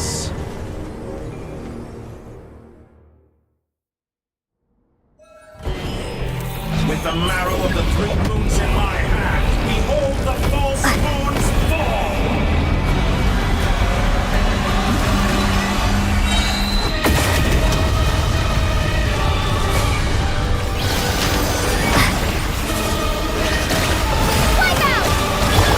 Within. It all falls into place. For the everlasting forest, leave this place. The long sleep beckons. Close your eyes. Observe.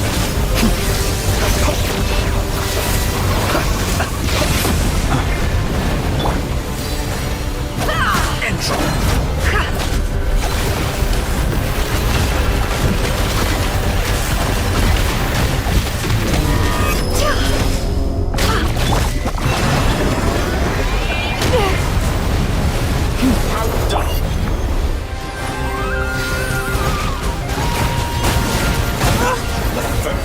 Like an ant in my palm. I've been moved inside another space, and it's sealed off. Looking at the structure of it, it seems like the Torre intends to trap us here. There's no exit. Our endurance is about to be put to the test.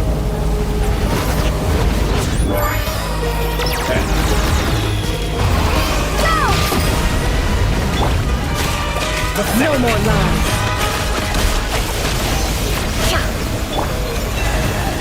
Intro.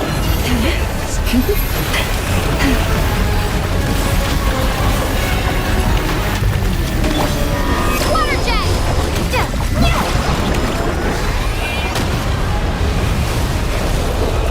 Water Cannot jet! face me.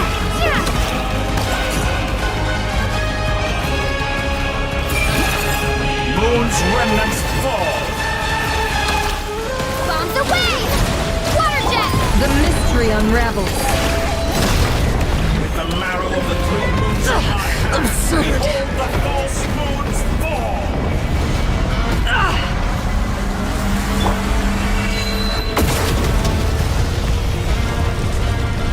Stalling for tech. Wipe out!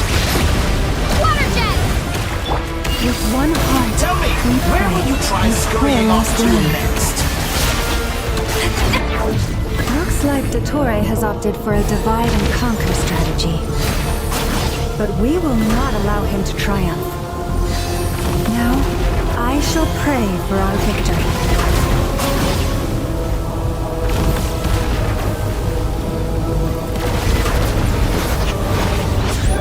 Intro bends to me.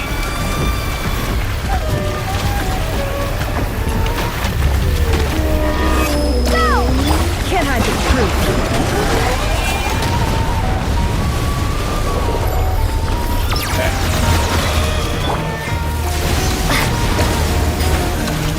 How dull.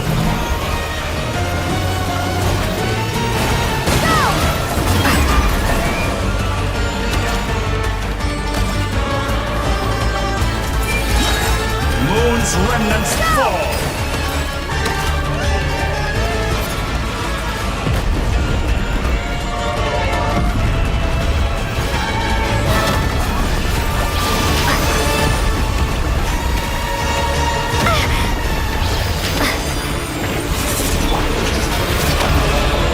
The deception ends here. No more lies.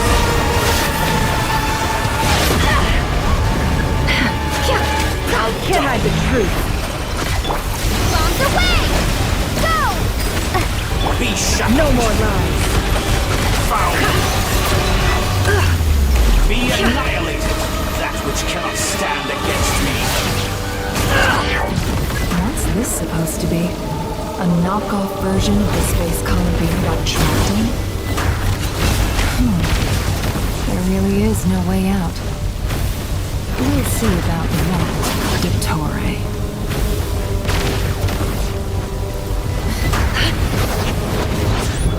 In my opinion, I am not intended to take your teammates. Do you have a choice? them. An excellent deal, if you ask me. Won't you consider that next time?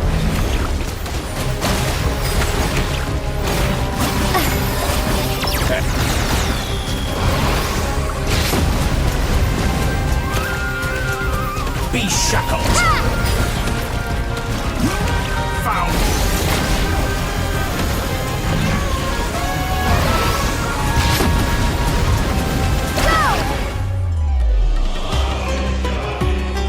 I'm aware you've been working on some little tricks to surprise me with, but it appears that none of them have come to fruition. My guess would be that you're trying to bring Columbina back. Well, Sandra? Or are you trying to buy time? I always found their friendship to be a curious phenomenon. Two highly incongruent personalities, and yet they share a deep connection. Speaking of Columbina, I once saw her as like a younger sister. We got along quite amicably while she was with the Victoria. But then one day she suddenly decided she would refuse to take part in any further experiments. To this day, I truly don't understand what I could have done to upset her so much. It's such a pity. I could have had a sister, a family. But alas, she grew to dislike me.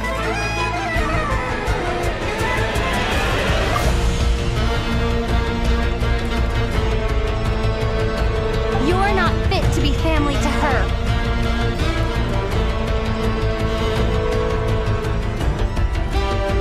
That I can't deny. So many people, all obsessed with playing out the same tired old dramas. This world is rotten to the core. And then there's you. You had every opportunity to reach the right conclusion. The thought of killing you off like this. But I maintain that I approached you in good faith, so I will offer you another chance. Will you work with me? You have until I count to 10 to make your choice. 1, 2, 3. Not in a million years.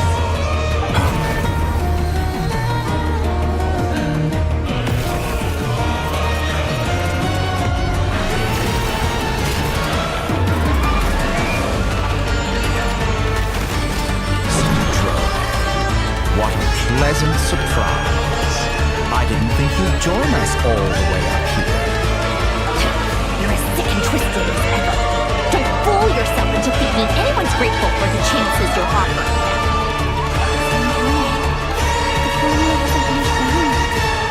Funnily enough, I was just discussing a collaboration opportunity with the Traveler.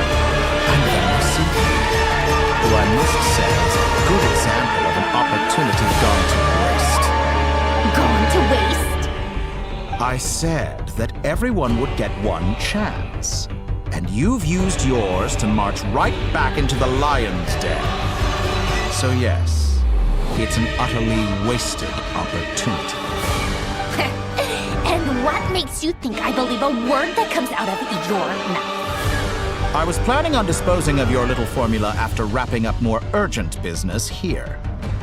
Since you've taken the trouble of serving it to me on a silver platter, I can simply bring it forward in the schedule.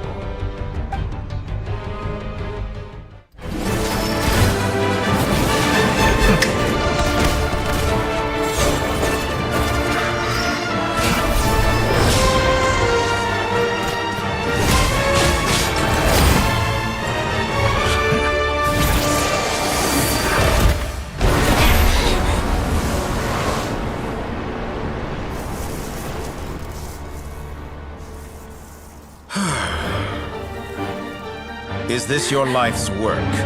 This piece of trash?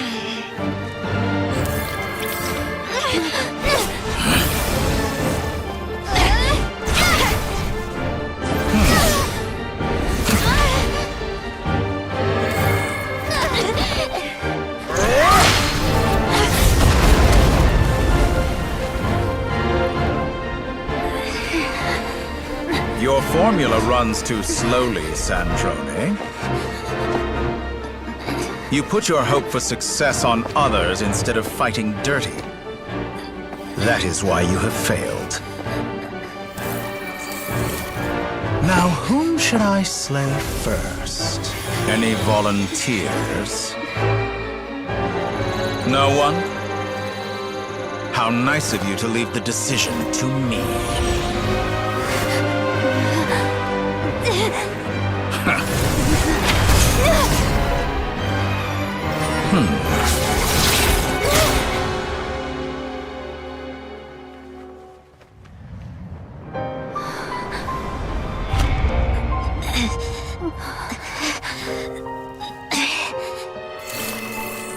Oh, how unexpected. Sandro, any last words for me, comrade?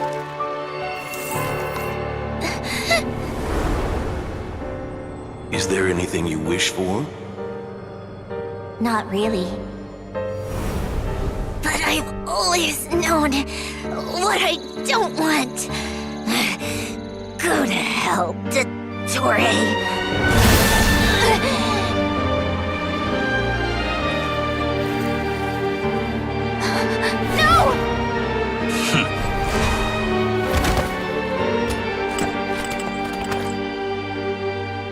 And now, you have failed.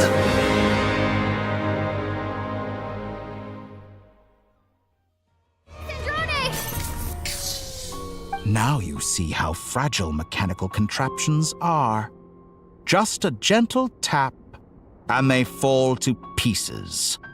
However keen of an inventor Sandrone may have been, her death spells the end of the formula that was running inside her body. Of course, I have to commend her for making it this far. As her colleague, I have to admire her stubborn tenacity. Now, it is time for you to take your place by my side. My count was interrupted, but the second chance I extended to you still stands. Once again, you are welcome to join me. By now, I'm sure you have gained a greater appreciation for the power and authority I wield. What is stopping you from embracing a new world of endless possibilities? Not in the mood to talk? As you wish. You seem less talkative than usual today. I'll change the topic to something more apropos. Sandrone was always like this, never trusting anyone. Always so reluctant to share her research with them. Objectively speaking, she had her strengths. It is remarkable how she extracted and even optimized the world formula from so much data. But her inability to trust was her undoing.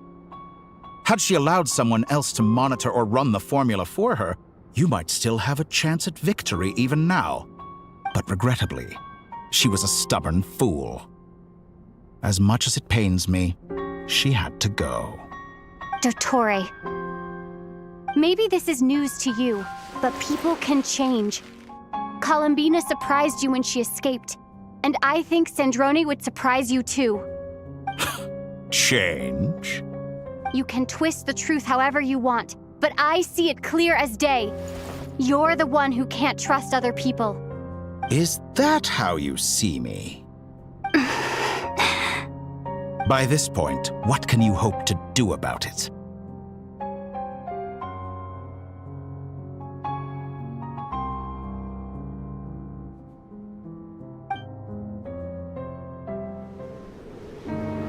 It is pointless to fight on. You've already lost. Wrong. You can't win this, Dottore.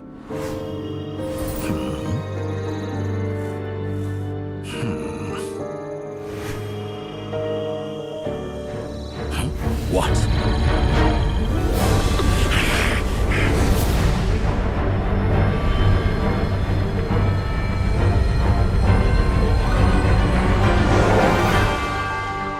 My formula can get us 90% of the way.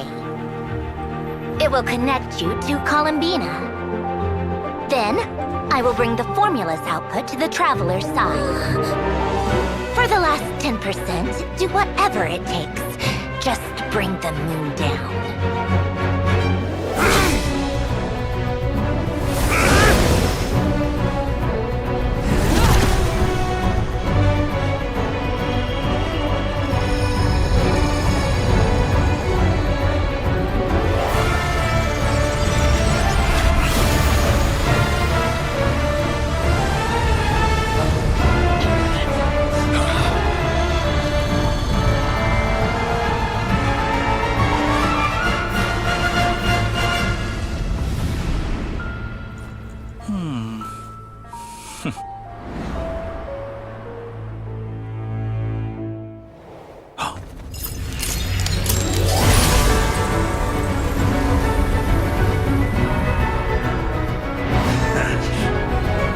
The moon will never be yours.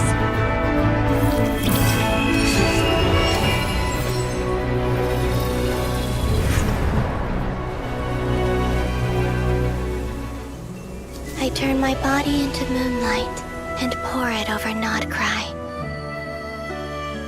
My soul, I leave here to inform my future friends. Lastly, I will hide the Trilune Authority within the Frost Moon. And when my body, soul, and authority are reunited, finally,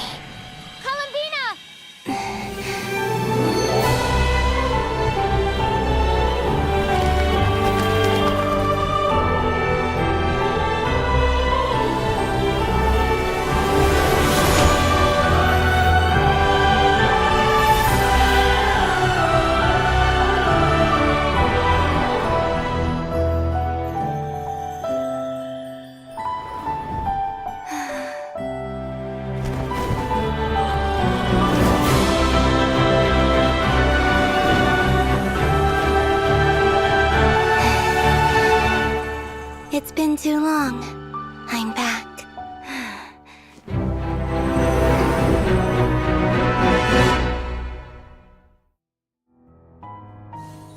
Excellent. Focused on the battle, Traveler. What a touching reunion. Though I personally find myself repulsed by the sight of weaklings huddled together for war. Now, you're quite finished patting yourselves on the back. Show me how long you can struggle before you drown. Watch out, Columbina! He can manipulate space itself! I know. Wait for the right moment. We'll strike together.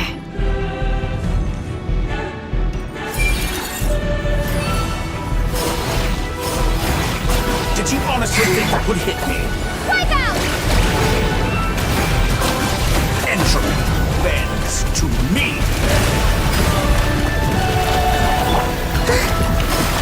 Surge.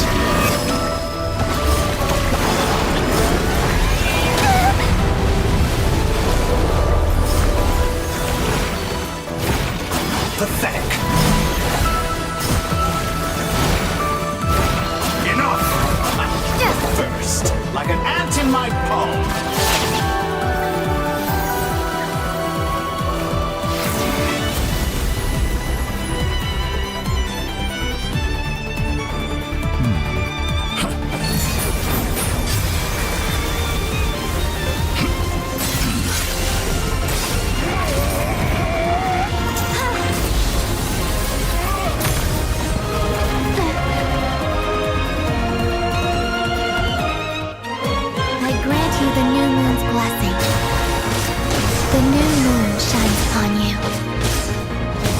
Growing weary of your stubborn resistance. It's over, Dottore!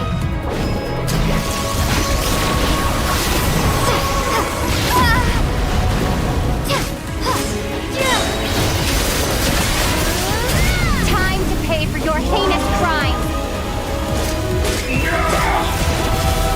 No longer must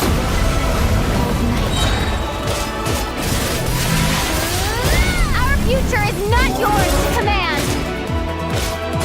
Let the moonlight dispel the darkness.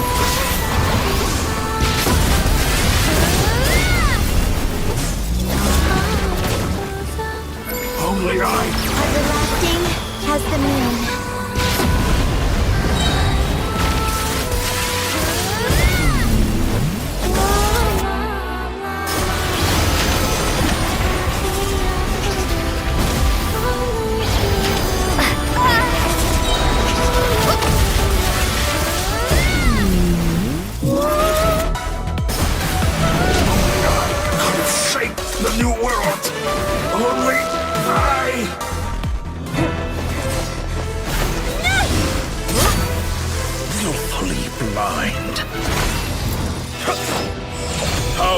so satisfied with your fate!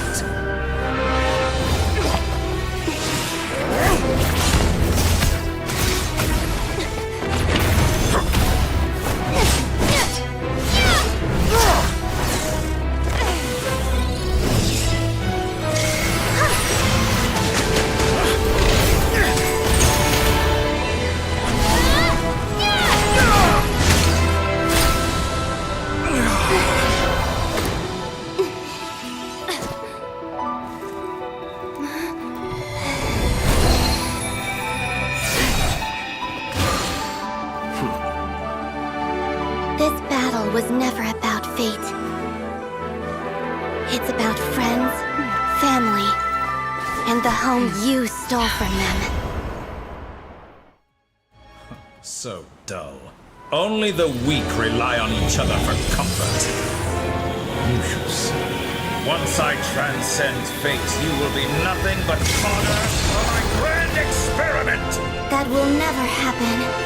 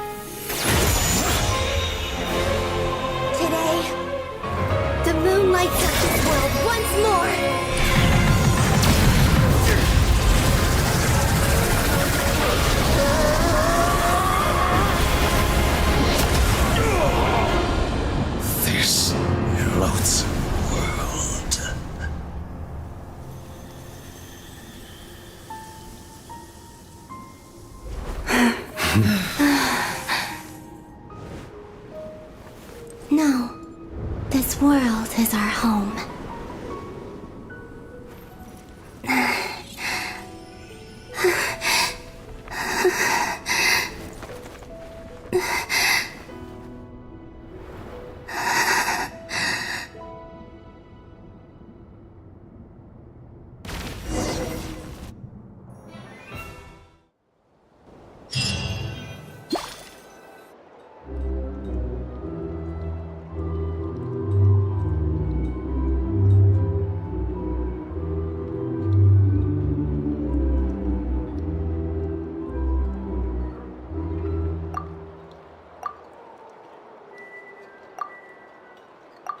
No, you're doing it wrong.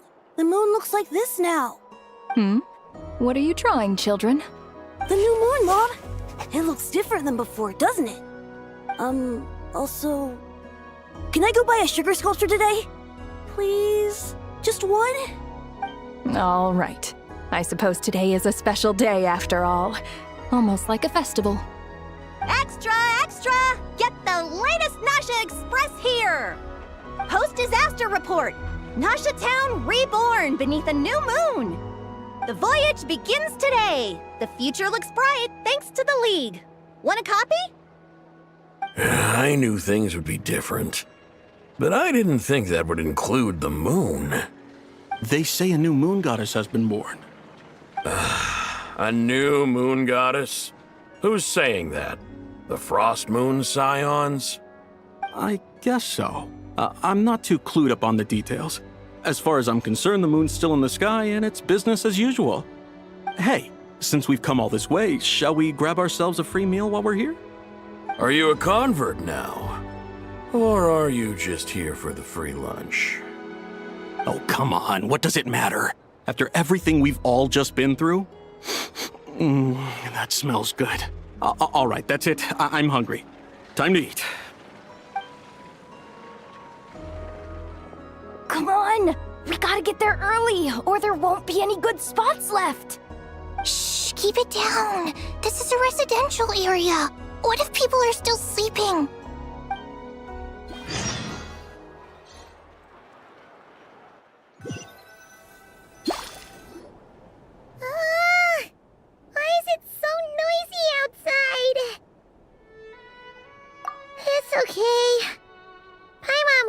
pretty much a week anyway. It's been so long since we last had a chance to relax, huh? Feels like time is moving slower than usual. What about you? Did you rest well? Still winding down from everything that's happened? Or are you wondering how our friends are doing? Or is it about what Dotori said to you? Okay, if you say so. But don't push yourself, alright? Let Paimon know if you need to talk. What we just went through was a lot. It's totally normal if you need some time to get back in your groove. Luonatar disappeared after Columbina came back. Apparently, she was part of Columbina's soul or something. Still, Paimon kind of misses Luonatar somehow. But anyway, you did great. So did Paimon. We all worked our butts off to contain this disaster, and in the end, we made it. So, chin up, Traveler. You should be proud of yourself. Hey, don't poke fun. You should be glad that Paimon's growing as a person.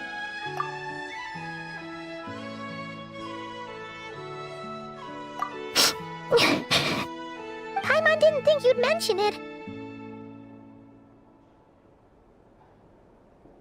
You have no idea how anxious Paimon was. She was worried sick about you. Well, if you really want to show Paimon you're sorry, you're gonna need to make it up to her. You better be ready to splash out on a lavish meal.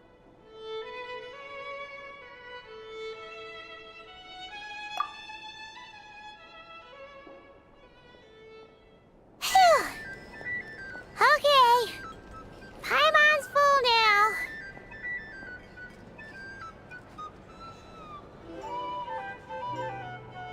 Huh? Oh, well... Hey there, Traveler and Paimon! Good morning! Morning, Yehuda! Here for some breakfast? Oh, I've already eaten. Just need some water. I was mostly worried you might forget what day it was today. So, I came over to remind you. Careful there, Paimon. Too much food will make you drowsy. Don't let anyone catch you hiding at the back and nodding off during the league meeting. You should probably be saying that to Aino. She's the baby of the group, if anyone. True. You know, I'm surprised that all these competing groups are actually coming together to try to solve things together. Definitely a first for Nodcry. Well, nothing like a region-wide calamity to bring people together. After that, surely even the most self-interested people have to realize that going it alone isn't worth the risk, right? Try telling Boss Neff that. She's not exactly convinced that people are gonna get with the program. Really? But if she's so pessimistic about it, why'd she agree to be the Curatorium's representative in the league? Probably 'cause even though unity sounds like a pretty far-fetched idea, the benefits it would bring make it worth a shot. I think things will work out, though. I swear, Nodcry feels like one big family now with everything that's happened. More than it used to, anyway. Paimon's with you on that one. And it seems like plenty of other people agree, too. Just listen to the bustling streets. All right. Everyone's been rebuilding these last 2 weeks, and the evacuees have been coming back in droves. Life's slowly returning back to normal. Which means my workload's probably gonna shoot back up. Were you about to head out? There's still some time before the ceremony begins, you know. Yeah, we were gonna take a stroll around the square and say hi to some friends first. Sounds good. See you later then.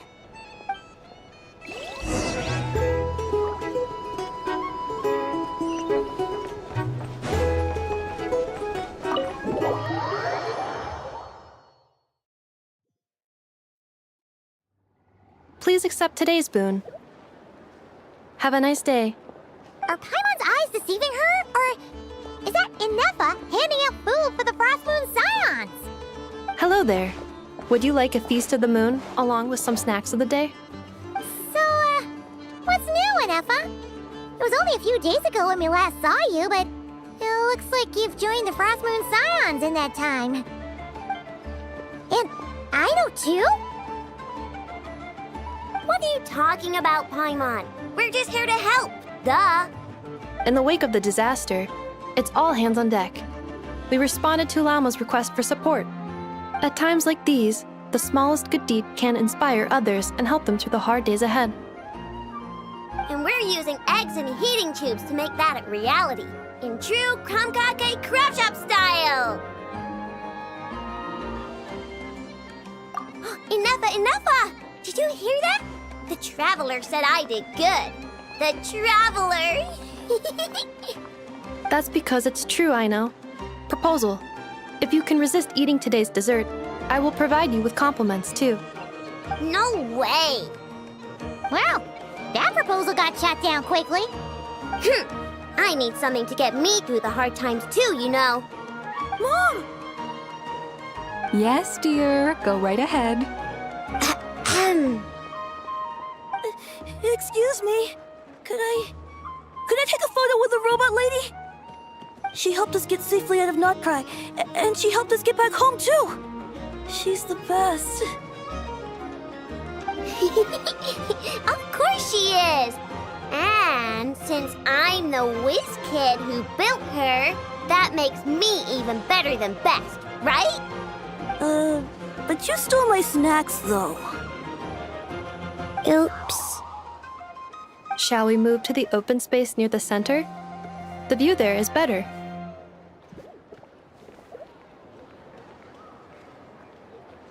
Thank you! Aren't you the better pick for this job, Flint's? You underestimate yourself yet again, Master Eula. Not at all. I rarely come by Nasha Town. I don't know any of the big shots here. All in good time. Socializing is a step-by-step journey. But you're much further ahead on that road, aren't you? You're not seeing the full picture. You know the truth now. My friends do not understand my habits. There is no question about it. The Lightkeepers need a representative in the League. Someone who is upright, cares about other people, and can realize their self-worth through group action. You say it like you wouldn't make the cut. I am most flattered that you think I would. Sigh a little less, Master Eula, and have more faith in yourself. All the Lightkeepers agree that you're a very promising young man. That is precisely why Starshina and Nikita felt safe delegating such important work to you. I'm sure we all also agree that we would sooner die of dehydration than manage to wrangle anything out of you in a discussion. My apologies. I am not in the habit of bringing water with me when I go out. Whatever. I'll take the job. By the way, who else is part of this? Oh, it's quite the who's who of Notcry.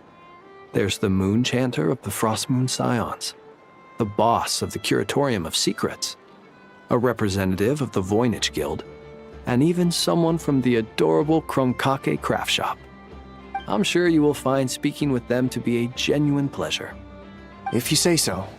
I've never done this work before, so I'm honestly a little scared of making mistakes.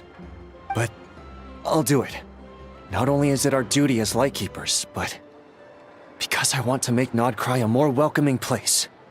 An admirable attitude to take. The beacons are lit, Eula. We're but one step away from breaking through the blizzard. We have the chance to band together and build our shared homeland into an Elysium. This is unprecedented for Notcry.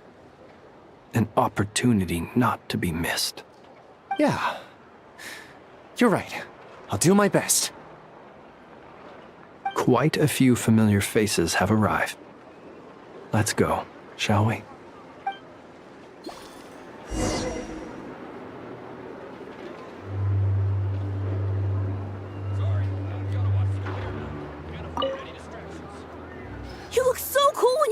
robot, and when you use your spear, too!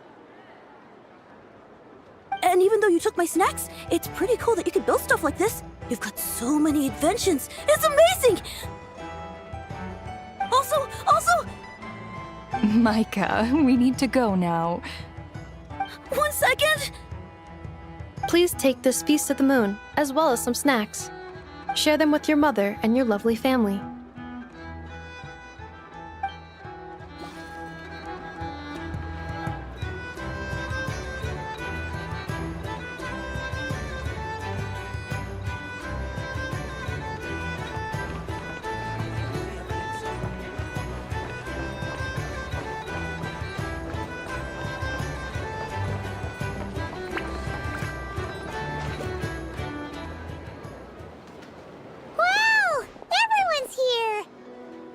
You seem well rested. I know no one's asked, but I'm sure you all want to know, so let me just say, we're doing great. Thanks. Well, great, but not perfect. I'm starting to lose my mind from boredom. Can't drink a drop of alcohol while I'm waiting for my wounds to heal. I'm sure you had a sneaky swig or two. Wait, how'd you find out? I'm sure you must be missing Mondstadt after all these years away, Grandmaster. Yeah, you could say that again. Every time I get news from Mondstadt, it makes me want to go back and see the place for myself. Honestly, once things are wrapped up here, I think it'll be time to head back home. Hey, looks like someone's taking the stage. Can everyone see okay? Anyone need a boost? I'll just listen from the back. It's fine. You're taking this pretty seriously, huh, Durin? Well, it's not every day that I get the chance to see how people speak in official settings. Soak it up like a sponge. I'll make sure you get a chance to practice for yourself later down the line. Actually, I know just the thing. You can debrief the Knights of Favonius for me. Mr. Varka, are you forgetting that I'm not a Knight of Favonius? I can knight you. Any particular title you'd like? Is he joking? I really can't tell. You'll have to figure this one out for yourself. It'll be a good learning experience. It is my honor to host the opening ceremony for the League, and to have this opportunity to speak to you all in my capacity as Voynich Guild representative. Could this person also have been pushed onto the big stage by the real big shots? Guess I'm not the only one then. We come here today, having weathered the trials and hardships of yesterday, and having learned from them the importance of unity and cooperation.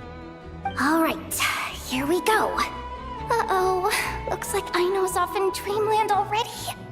Wait, Boss is looking kinda drowsy too. What's up with her?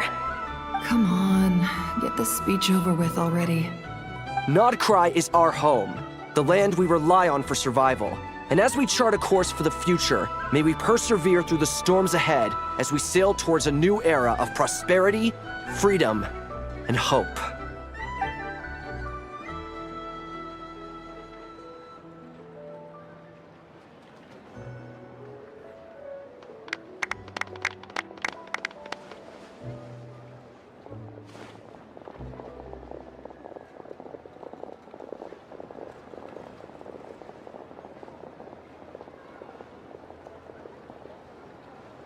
Looks like we'll have more opportunities to travel in the future. I'm sure you'll cope, Lady Moonchanter, given how fleet of foot you are. Unfortunately, I suspect I'll be too busy at the Curatorium to act as your host. We have a busy schedule, not to mention an international network of contacts to manage. That'll be all right. I'll just check your schedule with Yehoda well in advance. And if she's not available, I can simply ask Ashru. So giving my employees extra workload isn't enough for you? You're really going to drag my cat into this too? I thought you'd approve. Aren't you forever increasing your employees' workloads? That's a bold statement. Are all the Frost Moon Scions feeling more audacious now that your moon goddess has returned? Columbina's return has brought joy to all who care about her. That includes both you and me. As for the Frost Moon Scions, we are learning how to thrive independently, without relying on the moon goddess. It is up to us to make our home a more livable place. Joining the League is one of the steps we are trying towards that end. I like the word try. It's nice and non-committal. You can opt out at any time and still say you tried. You don't see a bright future for the Frost Moon Scions? Or did you mean the League? I'm just not as optimistic as you. The Frost Moon Scions should count themselves lucky that they have a leader as stubborn and enterprising as you. But Nodcry's a big place, with all kinds of people. Most of them don't enjoy answering to a leader, or even listening to reason. Well, that's where you and your methods come in. Unless the Curatorium of Secrets is only here for appearances. For now, yes. And that won't change until this venture becomes worth my while. What would make it worth your while? Getting out more than I put in. Right now, I'd barely break even, but I'll grant that it's a good start for Nodcry. Then maybe it's worth a try. All right, you can stop now. Or do I have to join the Frost Moon Scions before you'll get off my back? You'd be very welcome to join us. Hey, you two! Congrats on all your hard work! What are you chatting about? Nefer was trying to dissuade me from adding to her employees' workload. Also, she's considering joining the Frost Moon Scions. Sorry, what? Your conversations are always the most interesting.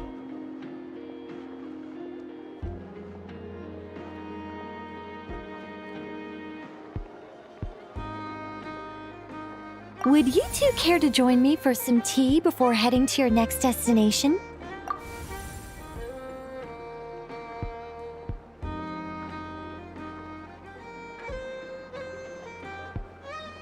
Nicole? Wait, where are you? Aren't you gonna show up today? Sadly not. I'm otherwise occupied right now. I'm sorry, Paimon. I can hear how disappointed you are. If it's any consolation, let me say that how things appear on the surface is a far cry from what they are at their core. Perhaps you'll feel better if you focus on the fact you have a special line of communication with the great mage herself. Okay? Has something happened? No, or not yet, anyway. Well, that's not ominous at all.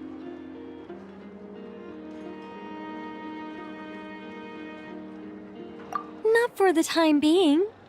Just think of this as a general check-in to make sure this communication system is still running smoothly. Besides, it's good to chat once in a while if we want to maintain our friendship. You could have just said so. Paimon got all worked up for nothing. Still, the best friendships are built through face-to-face interaction, you know. It's never gonna stop being weird having tea with you when you're not there and just talking to thin air. All right, fair point. I'll bear that in mind for next time.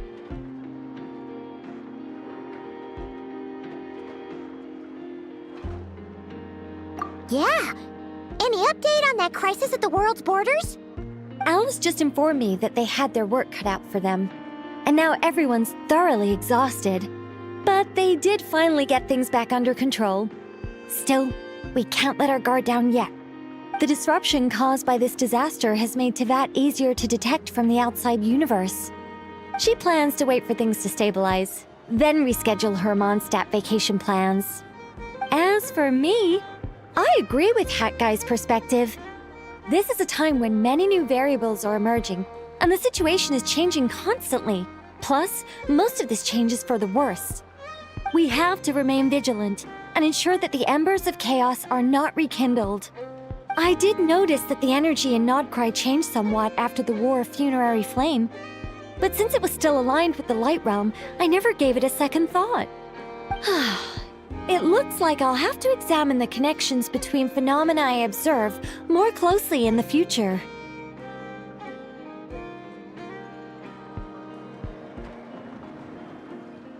Just doing my duty. It's more or less second nature by now. Of course. To give you the full picture, I'd have to start with the substance from which angels were formed. Never mind. Paimon's right. Showing off my knowledge would be much more satisfying in person. By the way, you did receive the gifts from the Hexen Circle, yes?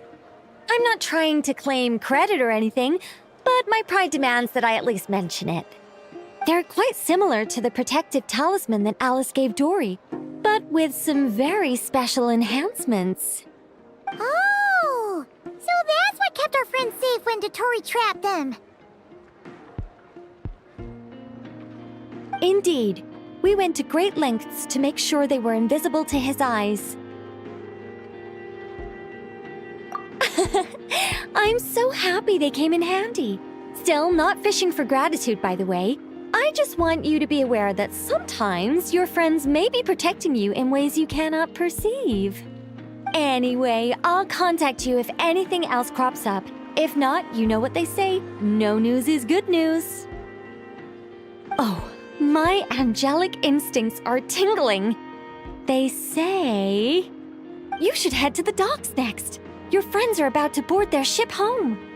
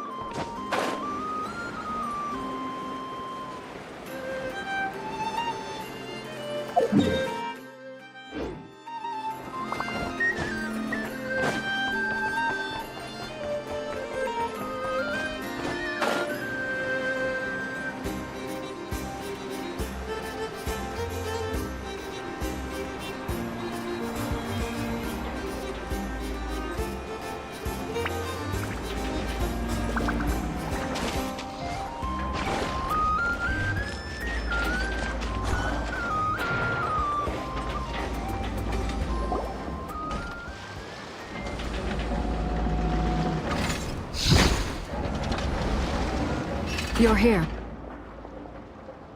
You're here too, Hat Guy! Are you heading back together? No. I'm bound for Sumeru, and she for Fontaine. We just happened to cross paths at the harbor. Everything seems fine. Sandrone may have an abominable temper, but she's always been very responsible with important calculations, and things entrusted to her by valued friends. You always speak as if you know us inside out, Mr. Hat Guy. Maybe I'm just a good judge of character. I certainly hope that's all there is to it. Regardless, you have been a significant help in this matter. For that, you have my gratitude. I didn't do anything special. Sandrone's the one who completed a seemingly impossible formula and turned the tide of the entire battle, even giving her life in the process. She's the one we should be thanking. Even we were unaware that Sandrone had hidden the real formula inside Polonia's body. She managed to fool Dottore into thinking the formula was running in her system by installing an identical-looking decoy within her. She probably realized that she didn't have the strength to stop Dottore. But this way, she could at least get him to lower his guard. She always worked like that. Always had a backup plan.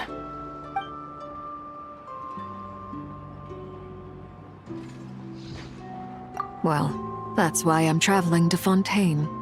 She made a request of me long ago, and the time has come to fulfill it. Think of it as her will. She said that should she ever fail in a mission, she'd like me to deliver her core and Polonia's to the Fontaine Research Institute. She also mentioned that she had made arrangements for people there to set her affairs in order.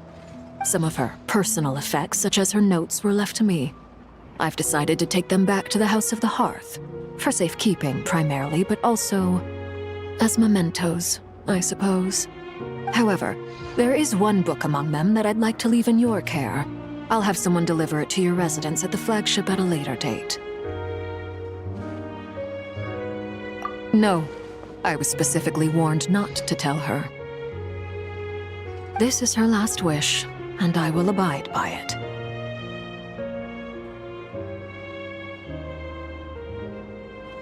I can only hope so, but none of us here can know for certain.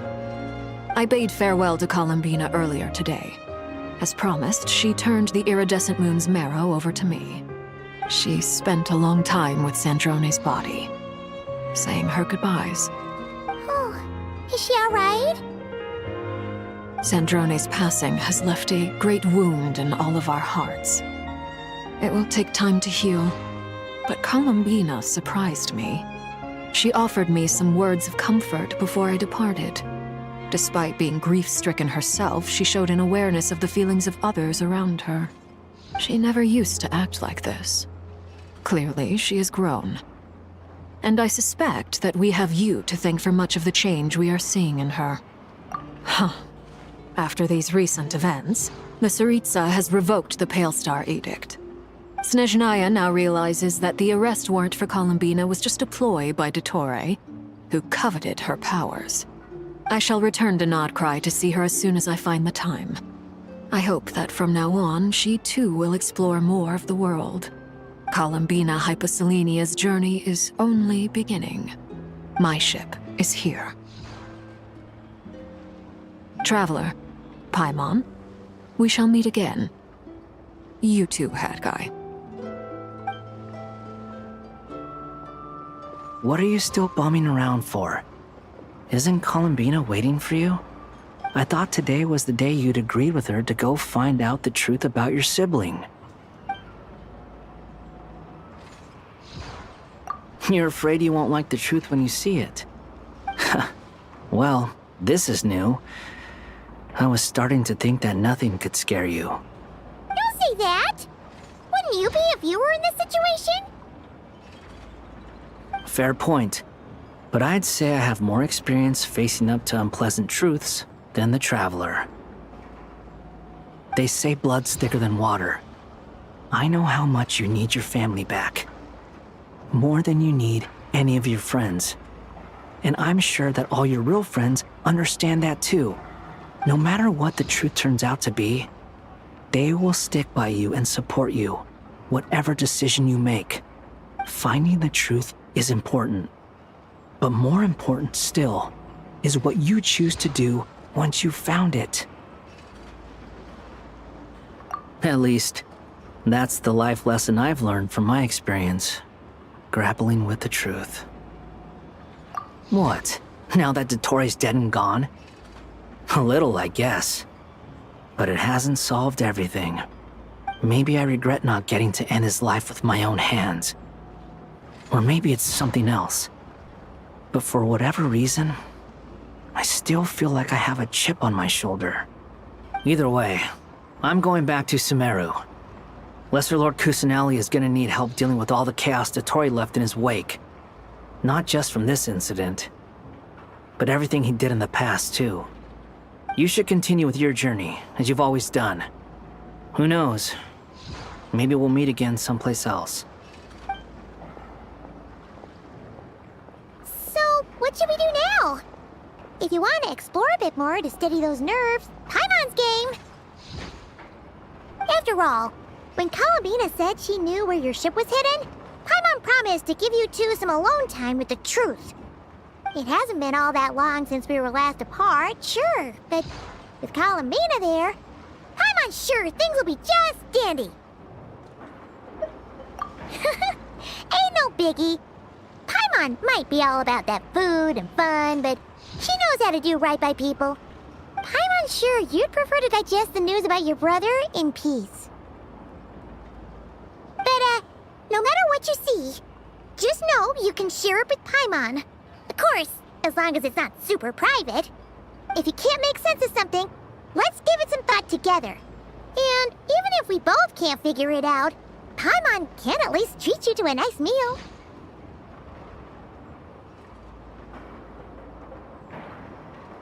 Glad to hear it. Feel better now?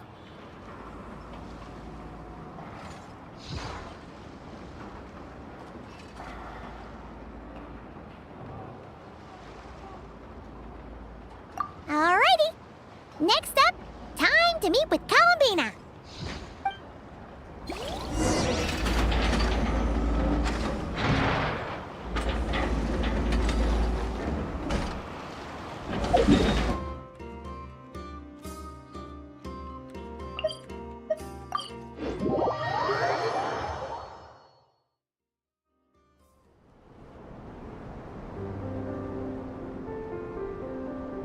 Columbina, we're here!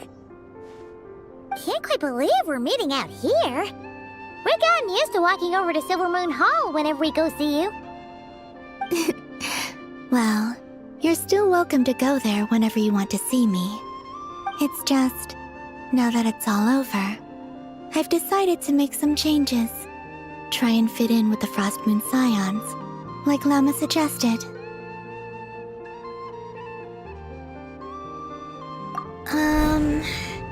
The older generation are still timid around me. They don't dare get too close, and they bow their heads when I walk by. But things are much better with the children. I see more curiosity in their eyes.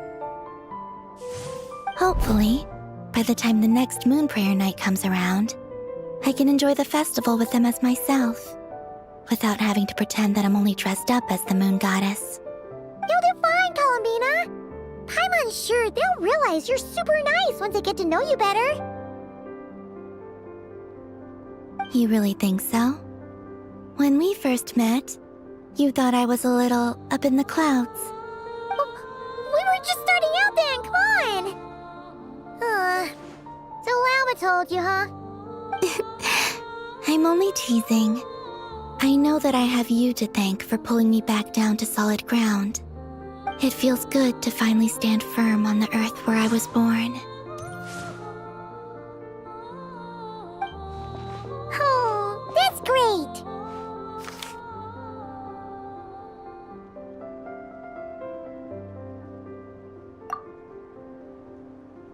Thank you. I'll make sure not to lose it this time. Well then, are you ready? Ether, what happened to our spaceship back then? Why did you leave? It's time to learn the truth at last.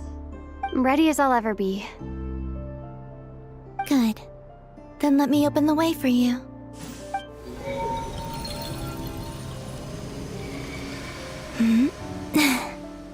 Where does this lead? To our shared destination. Huh? Do you remember me telling you about my missing prologue back when we just met? I said that my story began on the moon.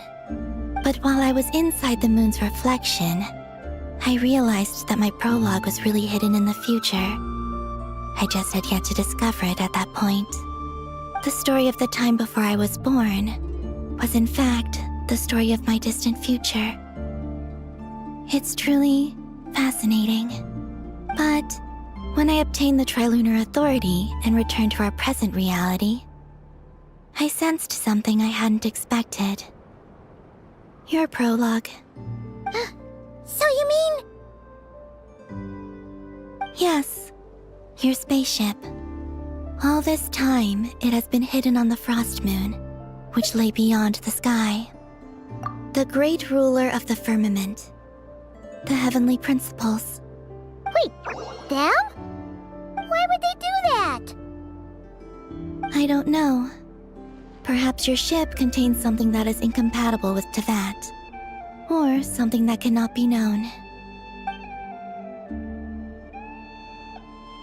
Oh, did I pick a bad time to say this? I know it must have been hard to work up the courage to do this. Maybe I should have waited until you were on the moon, with no chance to back out. That would have been kind of mean, you know.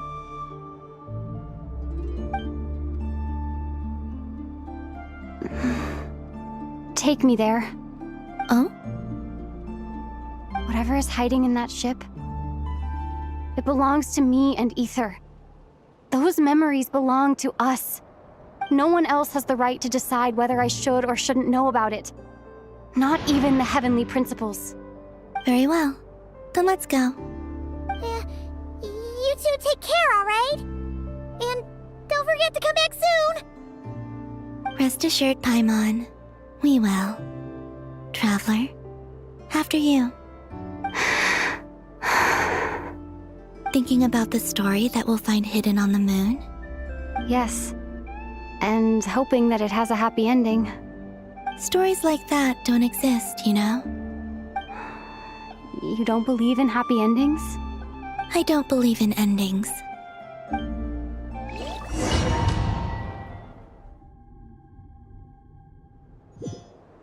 Where am I? This is the pathway I built between Teyvat and the Frost Moon. The moon is very far away from us, so it could be a long journey.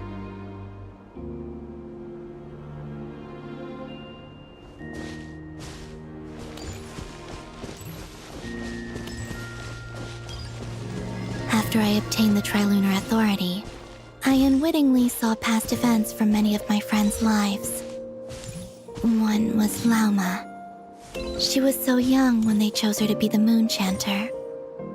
From then on, the Frost Moon Scions looked to her to bring messages from their goddess. But, for better or worse, I had left Hisi Island before she was ever born.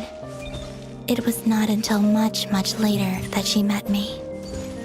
I think it's for the best.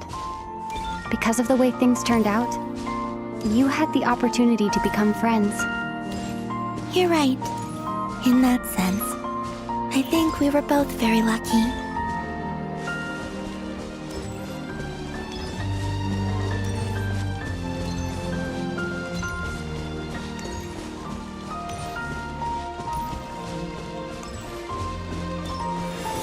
Oh, and about that mage, Nicole. I only recently learned that she has lived in Teyvat since the time of the Three Moon Sisters. The Moon Goddesses always had a good relationship with the angels. I suppose our friendship continues that tradition.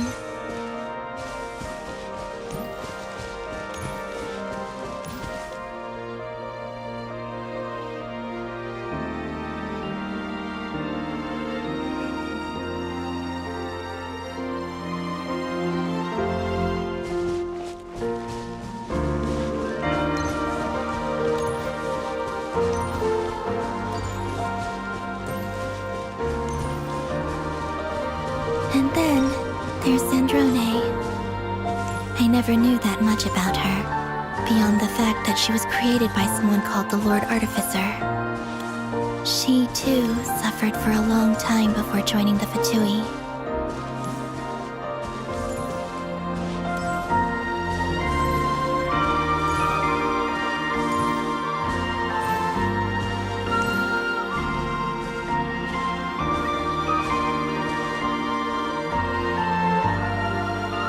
How I wish I could talk to her again, even if only to hear her say nasty things to me.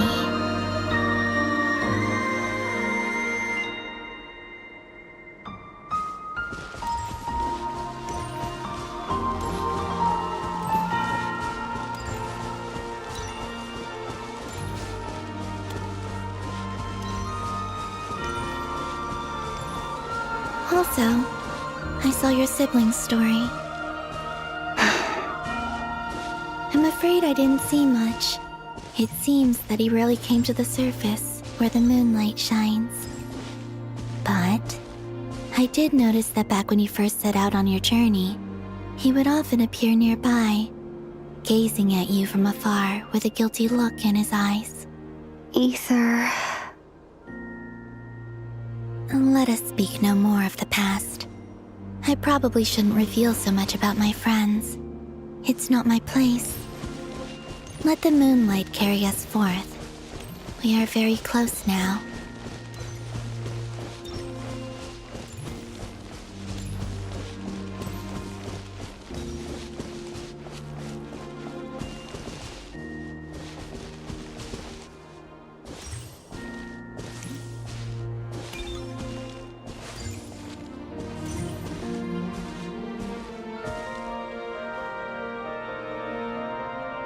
After this, I'd like to bring some kuhenki to the moon as well.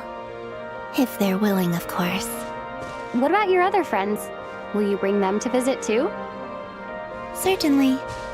But I'll need to tidy the place up first. This home hasn't received any guests in a long, long time.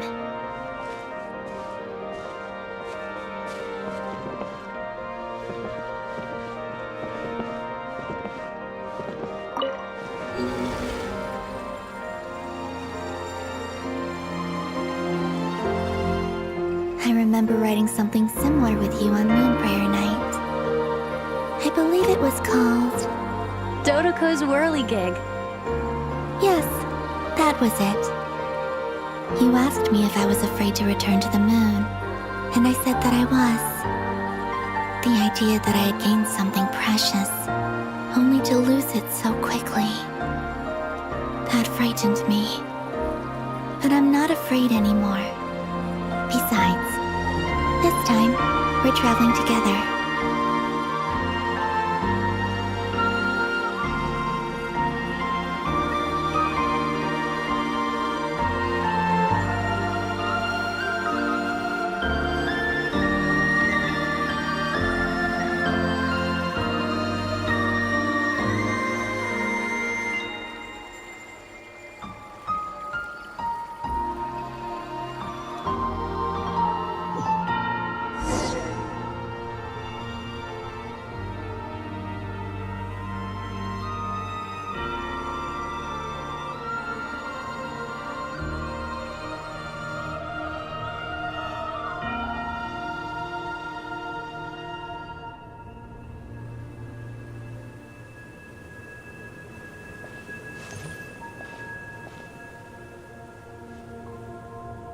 We're here.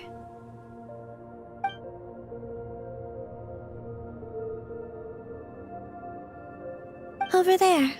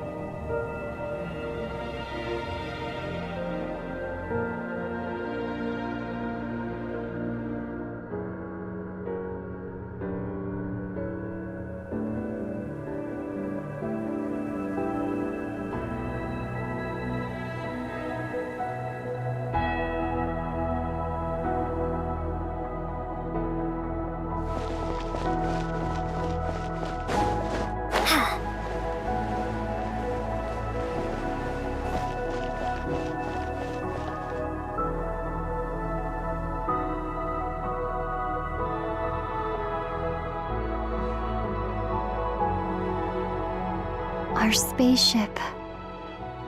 It's huge. I suppose that the moon is the only place one could hide it. It'll be all right. Huh? The way you feel in this moment, I went through it too, on Moon Prayer Night. The door was right in front of me, but I struggled to find the courage to step through. Solitude for me once meant living a life in which even I was absent. Before I met you, that was the only life I knew. But that night, solitude meant throwing away the life I had gained after meeting all of you. Columbina. Go. Retrieve the part of your life that was once lost. Trust me, you will lose nothing by doing so. Look, Tavad is right there. All of our friends are down there, waiting for us. You're right. Thanks, Columbina.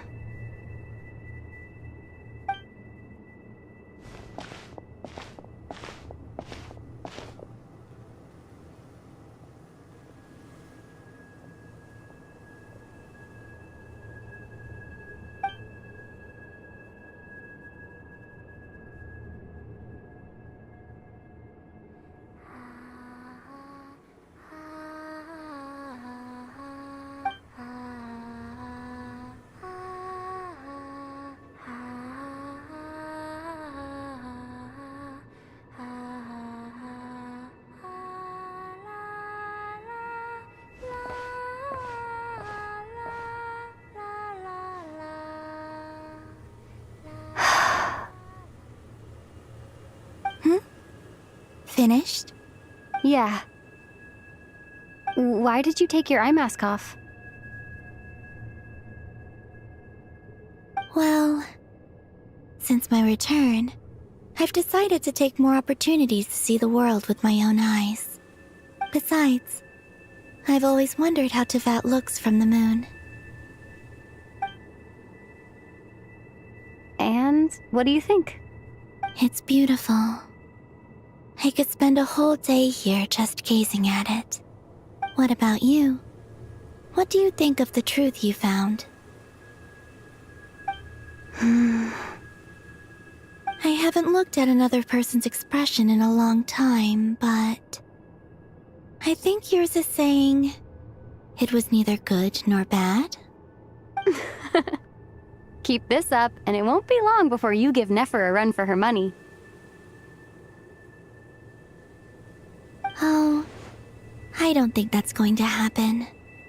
I'm much more used to sensing what's going on around me with Kuvaki. I think I'll save my eyes for seeing special moments I really want to remember. I read the spaceship's flight logs.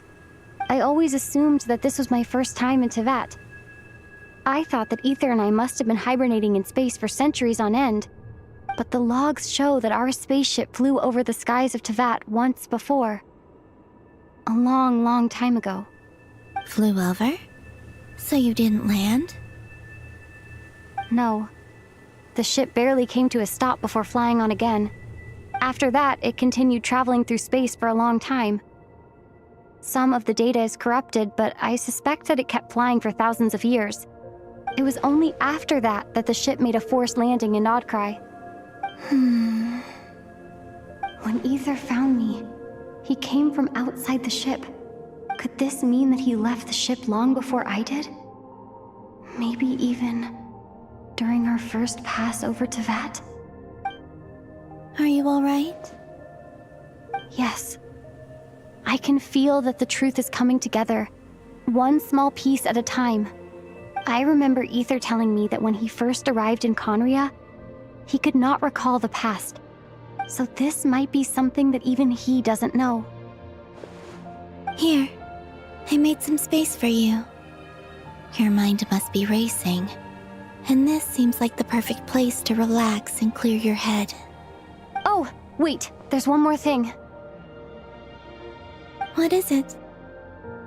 Wait here a moment.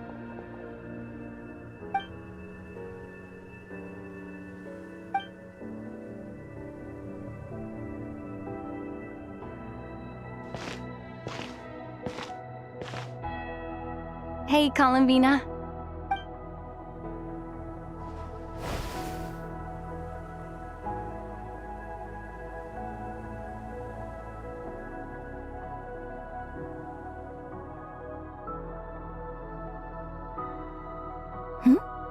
Is that a new outfit? An old one, technically. It's been in a cabinet inside the ship this whole time. It's a matching pair with Ether's. He always liked this set more. Huh. I don't think there's a huge difference. Really? Yes. It's still the same you. You're the same person, no matter what clothes you wear. Only Columbina would make an observation like that. Traveler, do you consider Tevat your home? Home is wherever Ether is. But then, after all the time I've spent here and everything I've been through, yes, I'd say it's my home. Would you change your answer if Tevat changed appearance? I mean, if the truth about Tevat turned out to be different than what you thought. I don't know.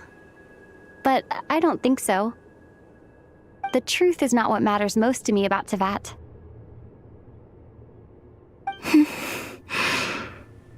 When I was first born, I longed for a home. And when you get something before you're mature enough to understand the world, you just take it at face value.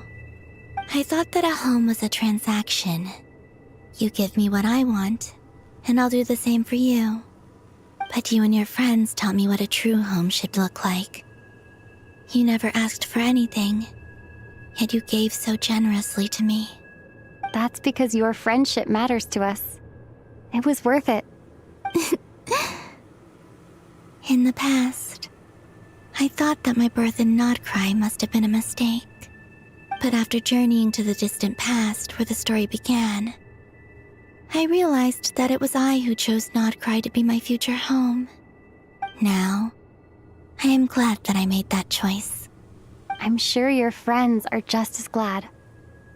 In fact, I intend to make the same choice today as I did back then. What do you mean? Well, I've given the Eternal Moon's marrow to Lauma, and the Iridescent Moon's marrow to Arlecchino. And now, I shall return my Kuvagi to Nodcry again, that it may continue to protect my chosen home. Wait, but what about your body? Oh, are you worried that I'll disappear again? I won't. Not this time. The Frost Moon has now entered the fall sky, and I am the Trilune Goddess. I am only returning to Nodcry the part of me that it needs. I am giving what I can, because my home is worth it. Oh, and I have something for you, too. For me? Yes. Come closer.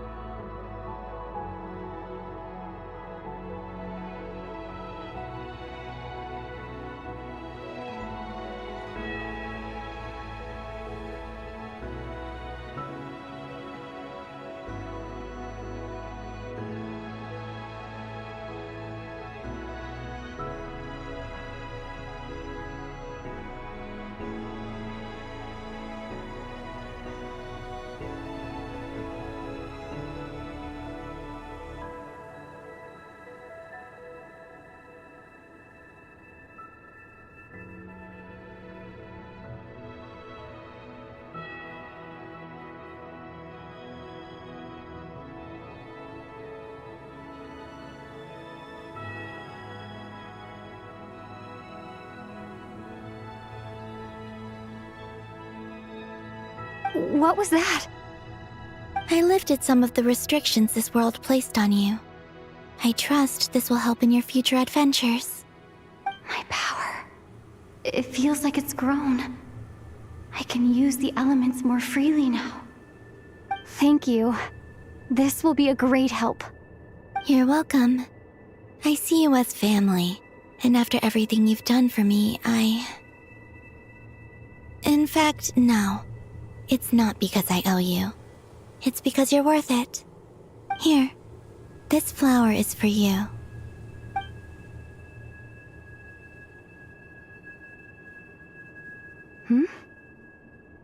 Isn't this a moon prayer blossom? Yes. Don't worry. You will never see these flowers lose their color again. I'm finally discovering the joy of giving. How I wish I'd learned this sooner. Hey, better late than never. What are you thinking about now? Why don't you take a guess? You get 1 shot. I don't think I'll get it in one guess, but I'm sure it's a happy thought. That's kind of a sneaky answer. I can't say you got it wrong. Down into that, the moon seems so far away. I felt it might always lie beyond my reach. But on the moon, everything feels so close by. The haze that once enshrouded the skies has finally been dispersed. I feel like a traveler on a winter's night, starting a new chapter in my tale by the warmth of a bonfire. I don't have a lot of luggage, but I do have a lot of hope for the future. Well, what's next? Next? To start with, I want to stay here just a little longer. After that, let's return home and continue our journey.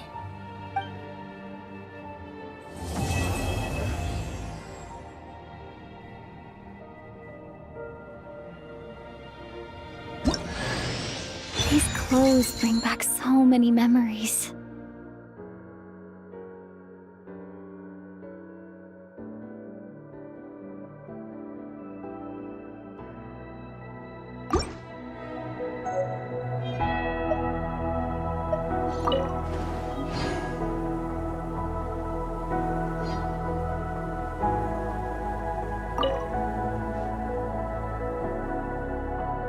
The journey goes on, for you and for me. Like I said, this is not the end. I don't believe there has to be an ending. Oh, is that your next destination? Most people would probably tell you to pack some warm clothes. But I experience things differently than most people, so I can't know how cold it is. In fact, it is home to quite a wondrous heat source. I think they call it Kreshnik's torch. Every city in Snezhnaya is built around one of those.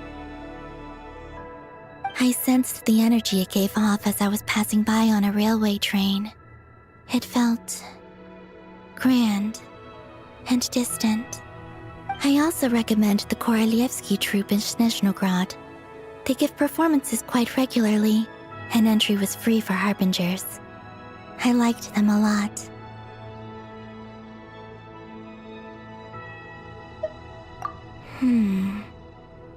Ice cold and sharp. Crystal clear in some ways, yet profoundly unfathomable in others. Like the thick layer of ice on top of a frozen lake. That's just the impression that Tsaritsa gives me. I was never able to glimpse what truly lies beneath that icy exterior. In fact, I don't think the people of Snezhnaya even know what kind of power their god wields. Maybe that's because the Tsaritsa herself has never acknowledged, nor accepted that power.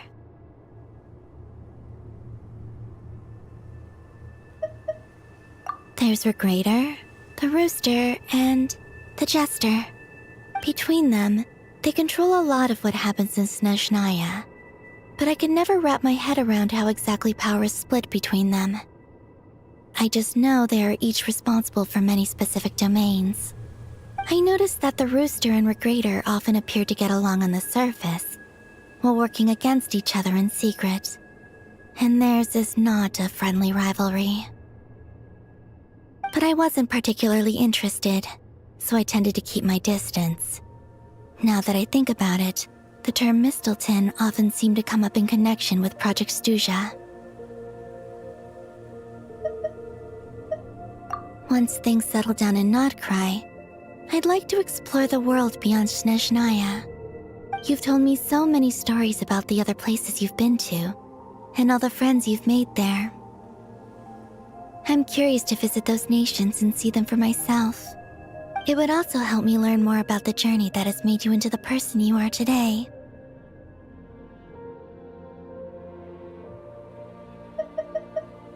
Okay. As you continue on your journey, don't forget to gaze up at the moon once in a while. It is, after all, no longer an illusion. It shall cast down its true moonlight, connecting us in truth.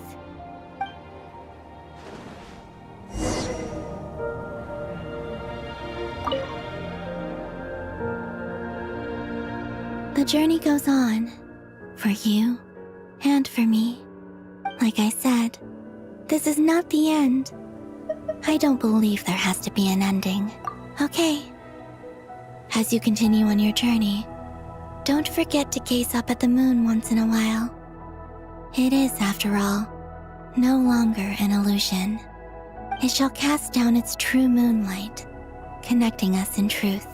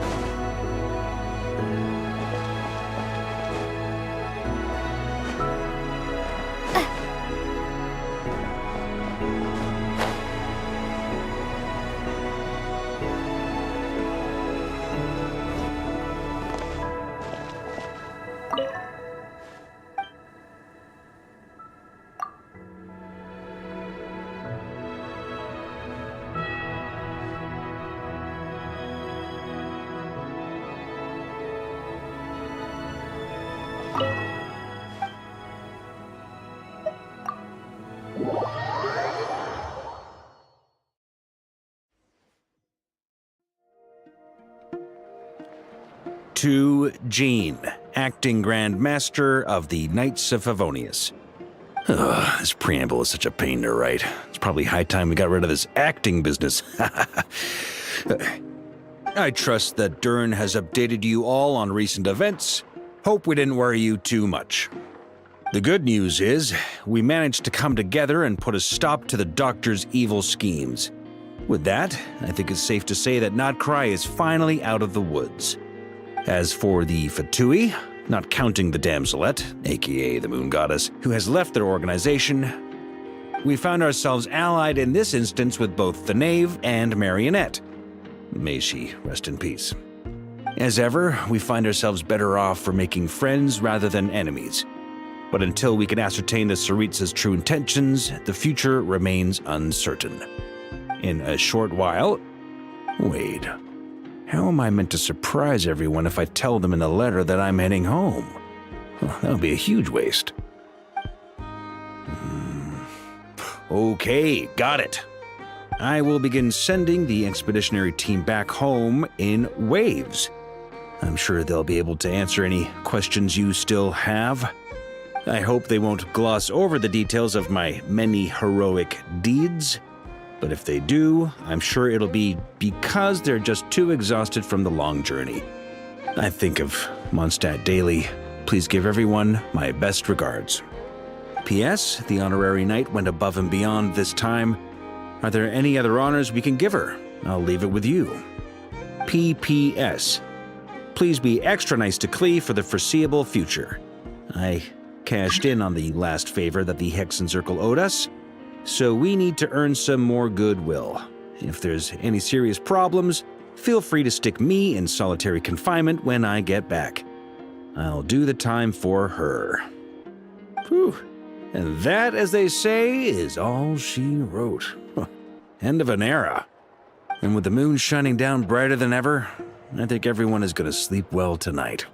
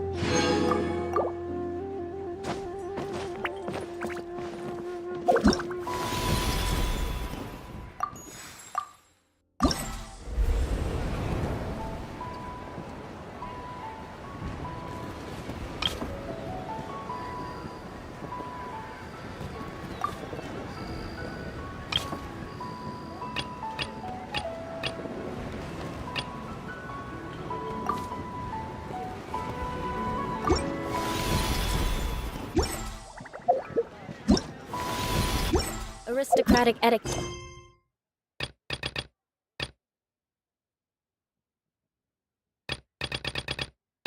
is all just for show.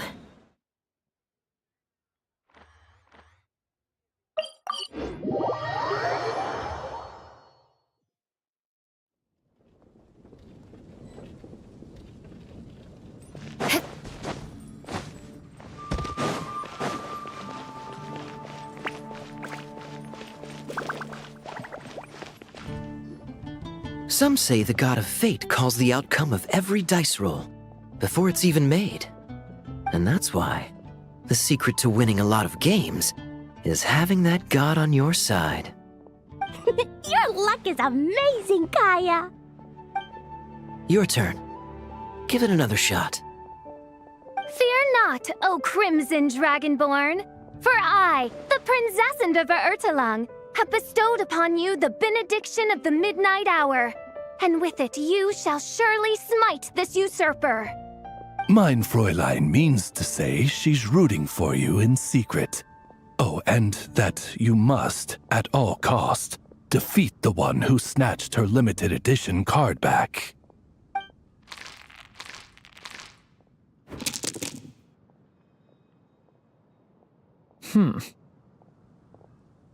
I'm not too sure if that counts as good luck or bad. Tis not but the perfidious machinations of fate. Hey, everyone! Miss Honorary Knight and Paimon, you're back! It's good to see you, Honorary Knight. Mein Fräulein is quite invested in the outcome of this match, so please, allow me to extend greetings on her behalf. Of course! But if you're all playing cards, how come you're not over at the Cat's Tail? There's something about our horned friend over there that seems to frighten off little animals. Could be because he used to be a dragon. Normally, the animals just steer clear of him, but in the close confines of the Cat's Tail, let's just say the feline residents probably consider it their turf. And we all know how dangerous a cornered cat can be.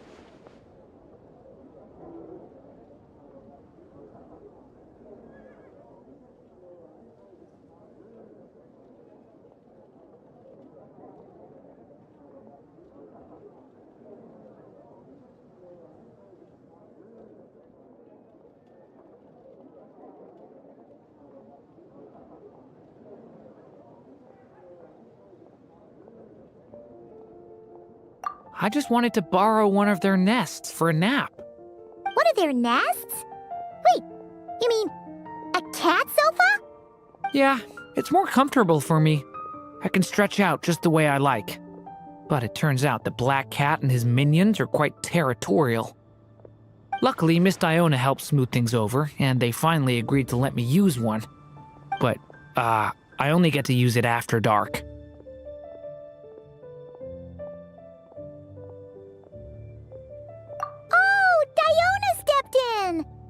You know, underneath it all, she really does like helping people.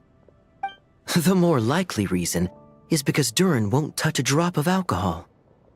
As far as Diona's concerned, that pretty much makes them two peas in a pod. It's a shame, really, considering everything Mondstadt has to offer in that regard. Mondstadt's alcoholic drinks are a bit too much for me to handle right now. But maybe someday. There's no need to force it.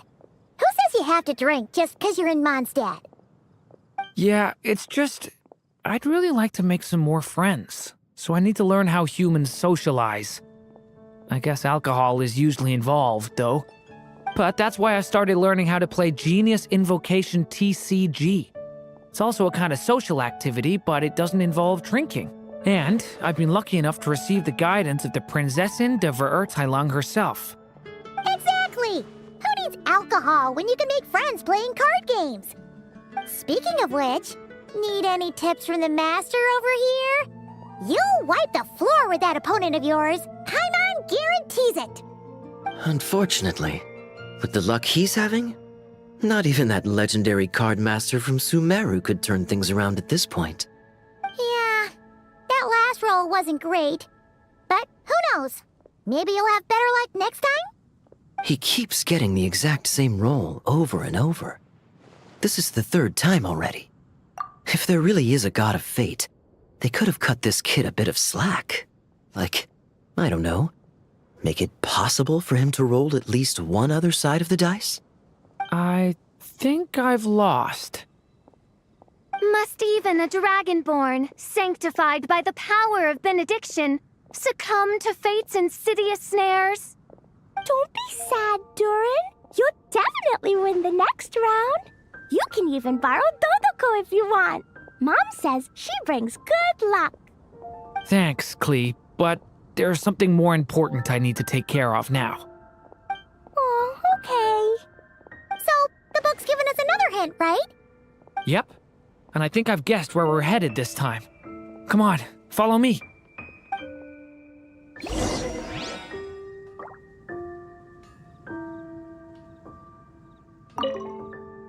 Miss Honorary Knight and Durin, are you heading off on a big adventure? But Master Jean said I can't leave the city today. Promise me you'll tell me all about it when you get back, okay? So be it. Such are fate's accursed wiles.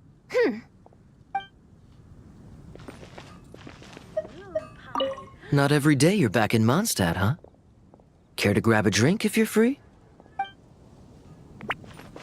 Ad Astra Abyssosk. Welcome to the Adventurers Guild. Thank you for completing today's commissions. Here is your reward. Ad Astra...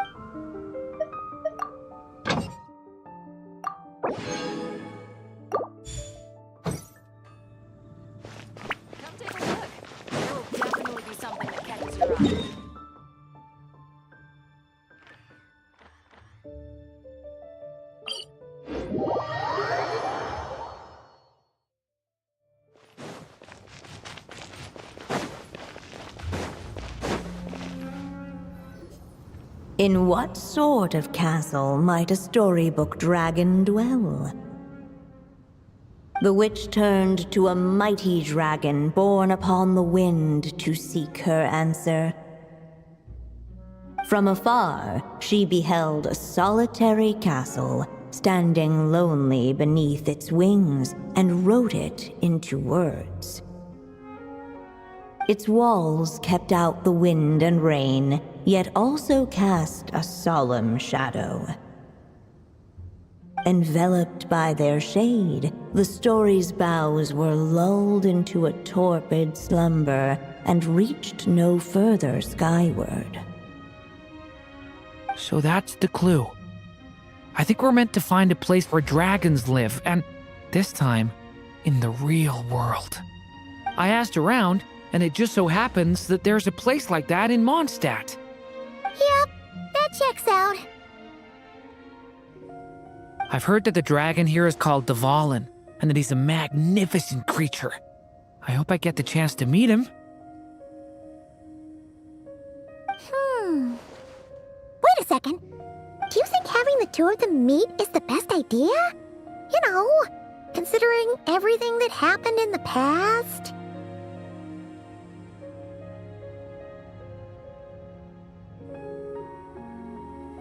How would we even explain everything to him? Well, if we do run into Dvalin, it should turn out okay with us there at least. Is something wrong? Nope. Let's go!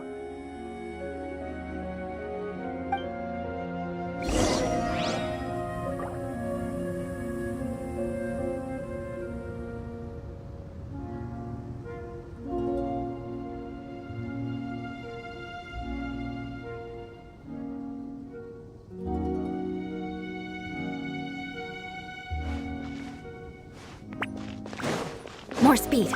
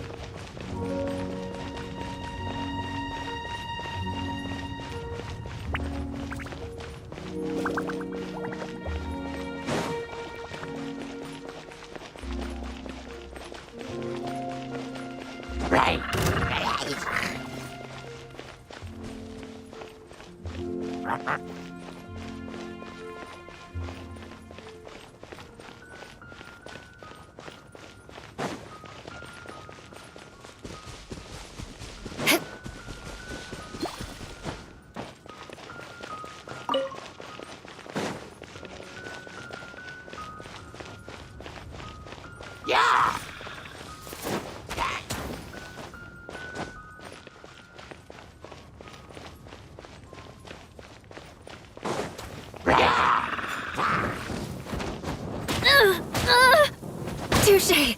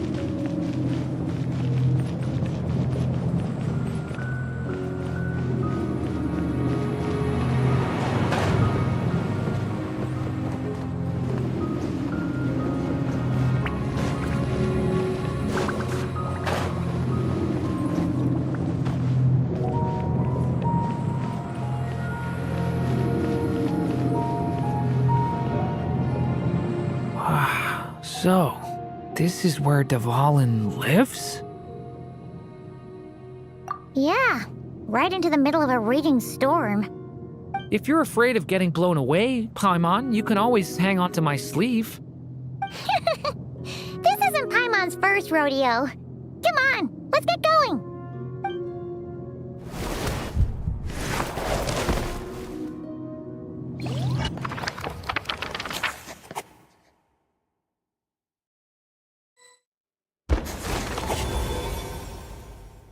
The little dragon grew with each passing day, and the Story Witch, who loved him dearly, built him a big, beautiful castle. Yet in the end, she herself succumbed to time's merciless march, setting forth on a journey to a place beyond even the stars. All of a sudden, the little dragon found himself alone. He tried leaving the castle to make some new friends. But already he had grown the claws and scales of an evil dragon, just as the prophecy had foretold. Afraid he might hurt someone, the gentle little dragon hid within the castle his mother had built and came forth no more.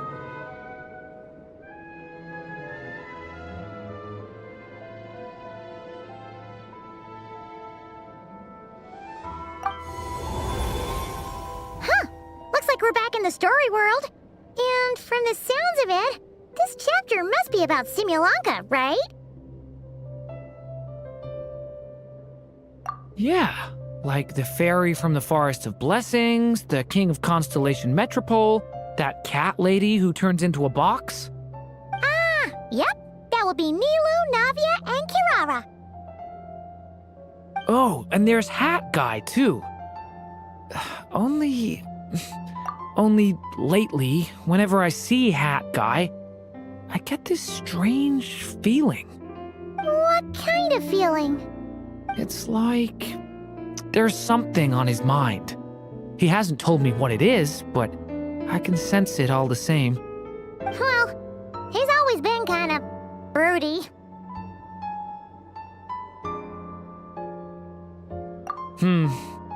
I guess I should focus on fulfilling my mother's final wish for now, though. Yeah, we should get started on this chapter. So, let's track you down and free you from fate's curse once again. That day, a small band of adventurers suddenly arrived beneath the castle walls. They promised to help the little dragon cast off the curse of fate. Yet as they stood beneath the castle walls, it appeared they had no idea how to even begin. Hey! Instead of making fun of us, how about giving us a hint? The little dragon had shut himself inside the tall tower at the castle's center. Anyone who wished to reach him must traverse the barriers that wall off his heart, for there is no other way. Looks like we're in for another long one. Let me try something. Ooh, do you have an idea? If that little dragon in the tower used to be me, then surely I'd know how he shuts people out better than anyone. Come on, follow me.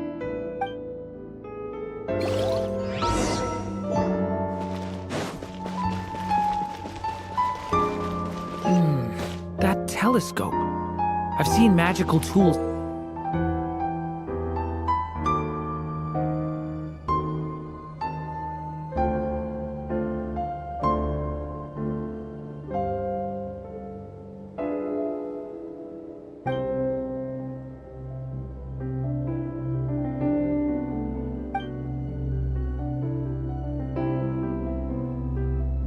Like that before.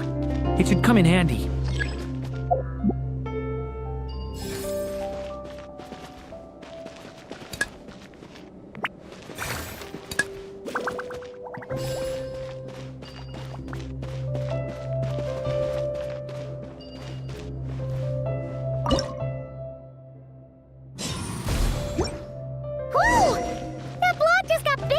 We can get past the obstacles ahead by using these blocks to jump upwards.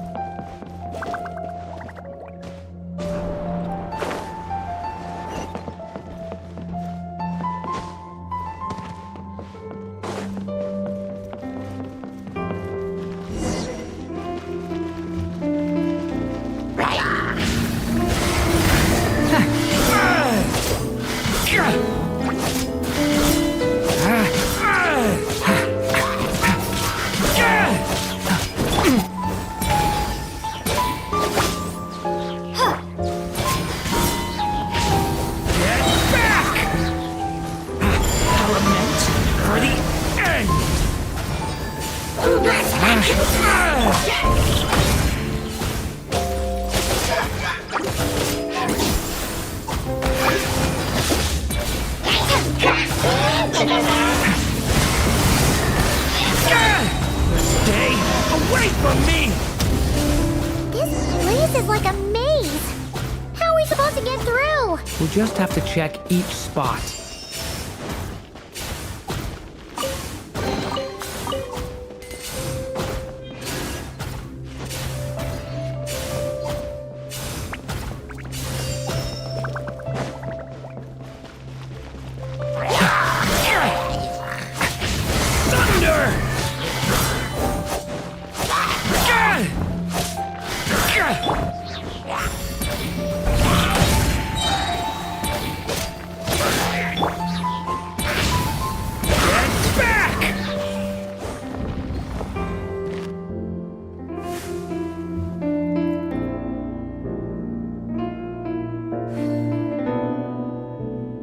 We should be able to use this block somewhere.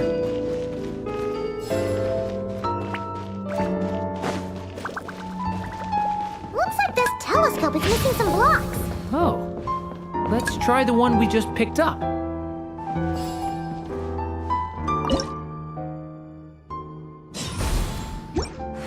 Still not enough. Guess we'll have to keep searching.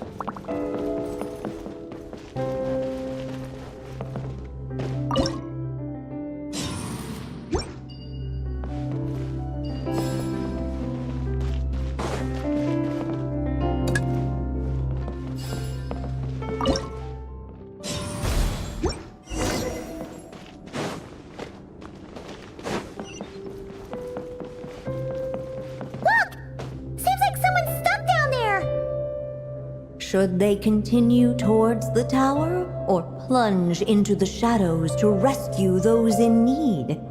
A difficult dilemma indeed. The path to the tower is up ahead. We better stick with Durin.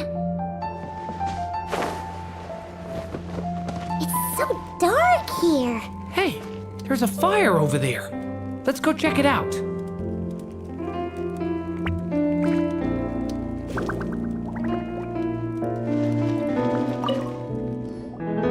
Wait, is that? A little pixie that can fly. Are you here to help the dragon break his curse too? Oh, what's this? More brave adventurers bold enough to set foot in this castle?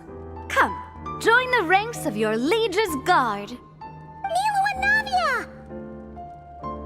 Nilu? No. I'm a flying squirrel fairy. And I'm a giraffe king. Not this Navia you speak of. That's right. Oh, and don't forget Catbox Lady. Are you friend or foe? Friend! Definitely friend, Miss, Catbox Lady? Yeah, Simulanka is a big part of Durin's story. So, guess it's no surprise the people we were with there would make an appearance. Okay, I think I get it now. Flying Squirrel Fairy, Giraffe King, Catbox Lady, please follow me. The shadows cast from the high walls of the tower were manifestations of the dragon's loneliness, barring the path of any visitor who wished to be his friend. The group of brave creatures sought to aid the little dragon in lifting his curse, yet without light to lead the way, the group was trapped, waiting on a miracle. Huh. These shadows are blocking our path. It seems like the little dragon is afraid to meet us. If only we had more firelight. But you three don't seem to fear these shadows. Why? Because I carry more than enough firelight for all of us. Besides, even though we're here to complete the story, who says it can't look a little different this time? Before I met you all, I was so sure I'd never make a single friend. I pushed away anyone who tried to get close, until some kind of miracle brought you to me. This time, allow me to return the favor. I'm not sure I followed all that, but you want to help the little dragon break his curse too, right? Yes, so please, come with me.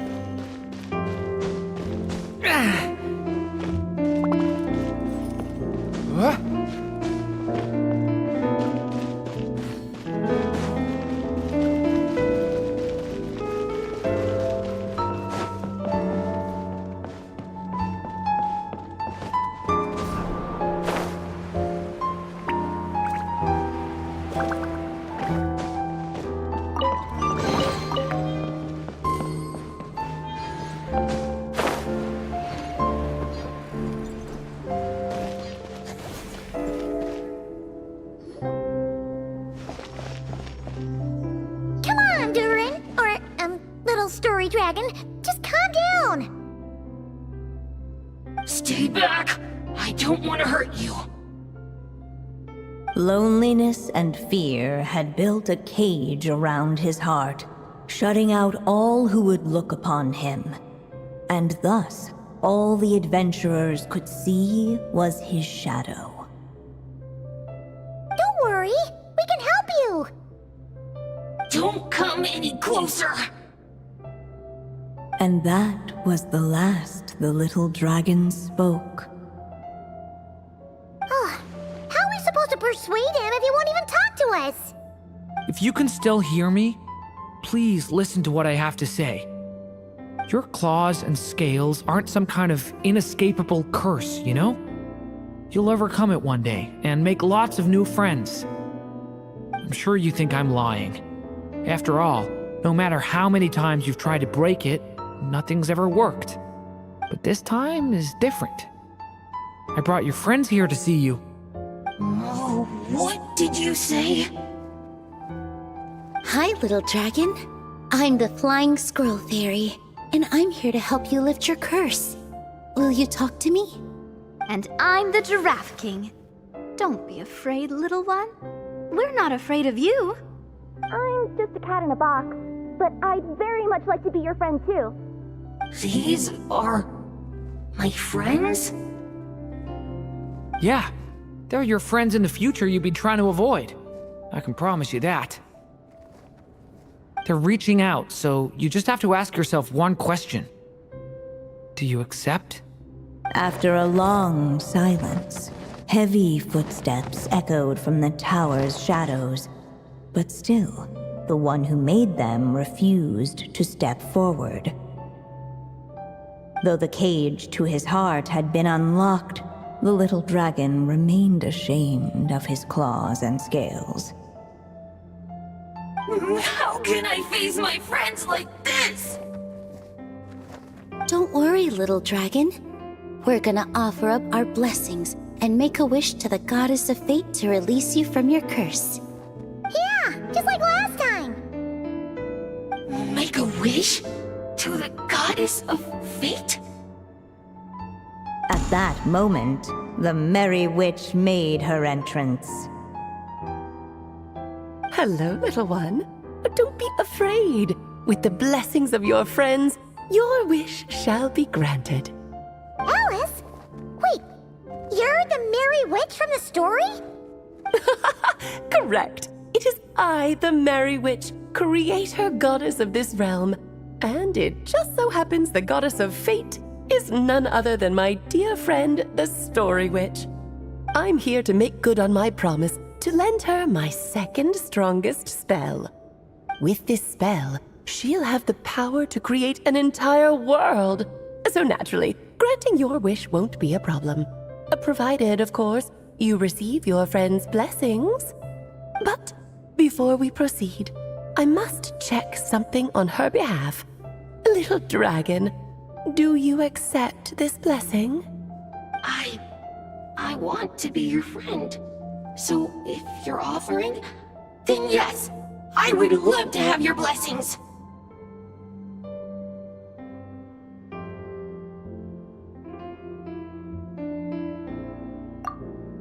Were it not for the adventurer's blessings, this tale might have ended long ago.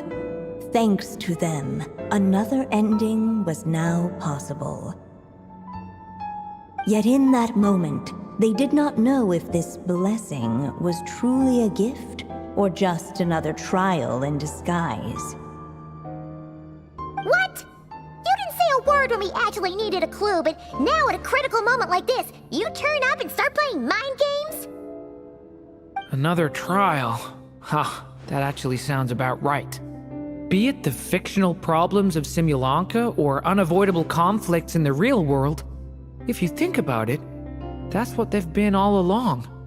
But if it wasn't for those trials, I never would have met any of you. So, despite all that, I'd still like to give my blessings. That's the spirit! Come on, Durin! Let's help you make your wish come true again! On behalf of both my past and present selves, thank you, my friends. Fortunately, a brave band of adventurers heard tell of the little dragon's story. Determined to lift his curse, they fought their way through countless trials. To help him, they offered up their blessings and made a wish to the Goddess of Fate. At last, their wish was granted. Shaking off his scales, the little dragon stepped out of the tower's gloom. But his time in the world beyond the castle would soon teach him this gift would bring blessings and trials of its own.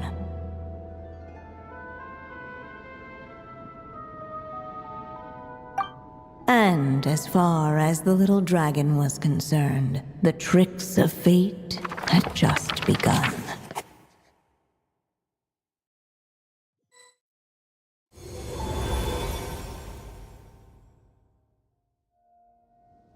So, Durin's wish came true, just like it did before. If this story was written by my mother, then surely that was the last chapter we just completed. Oh yeah! So, in other words, we finished it! Looks like that's a wrap on Alice's task, and there's even some ink to spare. Guess we'll have to wait for her to make contact, like she said. So, my mother's final story has finally come to a close. Sounds like you're a little sad to see it end. Back when I was still living in Simulanka, I was always under the illusion that my mother had never truly left. Every day I spent immersed in that world. It felt like she was right there by my side, still reading me bedtime stories. But now... Durin. That's right! And you've got so many other friends waiting for you back in Mondstadt! Yeah. Speaking of which, after all that flying around, Paimon's starting to feel hungry again. So, why don't we head back to Mondstadt? Perfect excuse for a big meal with the rest of the gang. Now that you've fulfilled your mom's final wish, a little celebration seems in order, right? It's just a pity we never got to see that big, beautiful dragon. You were really looking forward to meeting him, huh? He might not be here all the time, but Paimon's sure you'll get a chance at some point. All right, no worries. Anyway, since this feast is to celebrate me fulfilling my mother's final wish, I guess it should be my little treat. Pretty sure that's how humans do it, right? Nuh-uh. This one's on the Traveler and Paimon. Celebrating each other's achievements is what friends are for. Honestly, when it comes to who treats who, human rules are so complicated. See? He wants to be friends with you, too. But the moment hasn't come. At least, not yet. In any case, the story should have a better ending this time, don't you think?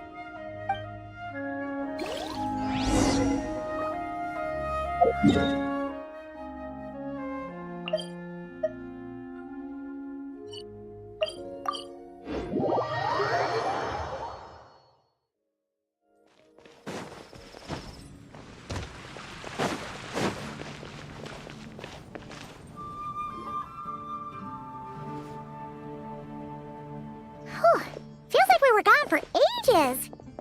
Hopefully, everyone's still here. So, your adventure was a success, huh? Want to grab a drink to celebrate? Absolutely not. No booze allowed. This honorary knight, Durin. I want to hear all about your big adventure.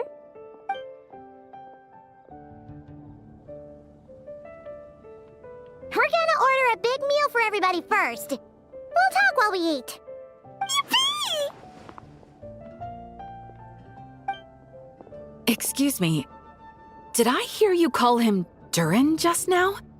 But wasn't Durin the evil dragon that fell on Dragonspine? Come on, miss! This Durin isn't that evil dragon from Dragonspine. Albedo said... well, it was kinda confusing. But anyway, it's super cool. Oh, is this your first time meeting him, Marjorie? No wonder you're getting him confused. Still, even if you hadn't met him yet, shouldn't you have heard about him at the very least? At this point, pretty much the whole city has.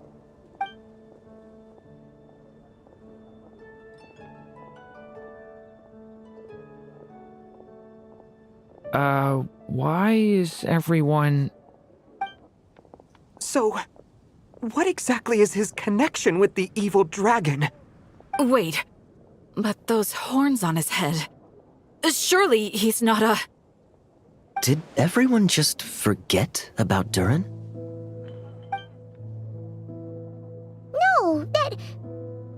be?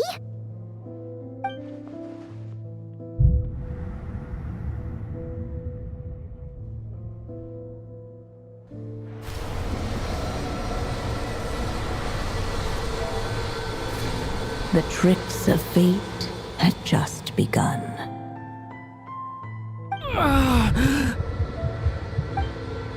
Watch out!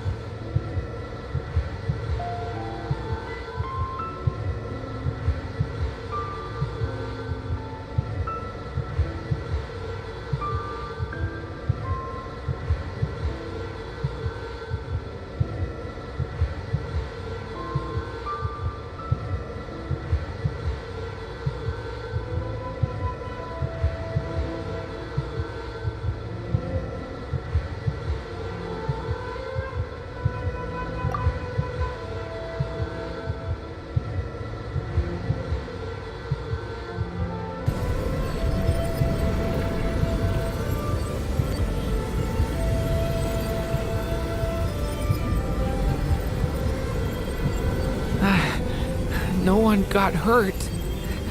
Did they? Durin! Durin!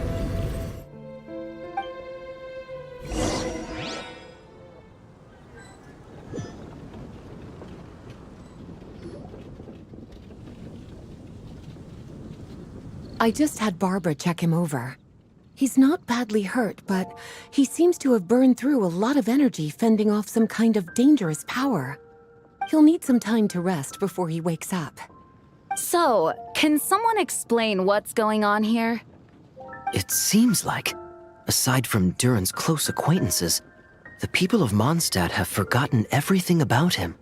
How could that even happen? Worse still, the abyssal power within him is showing signs of extreme instability. Could be a separate issue, though. I'm not sure. If the abyssal power inside him spirals out of control, Mondstadt will be in grave danger.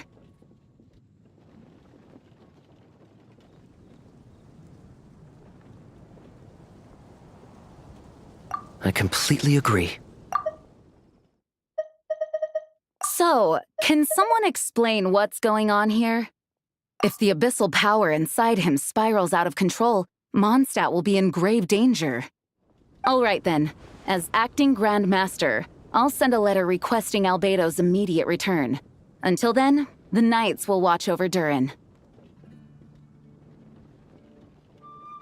That's pretty much all we can do right now. Also, allow me to look after this book for now. If you need to consult it, just drop by my office.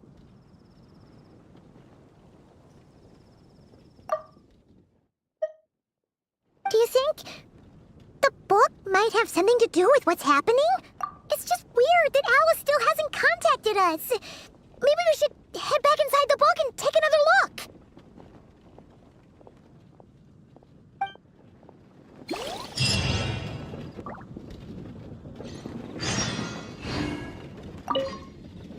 No need to worry. He's stable for now. Klee was really looking forward to hanging out with Durin. We'd better not tell her what's happened to him just yet. I'll have the Knights notify you as soon as he wakes up.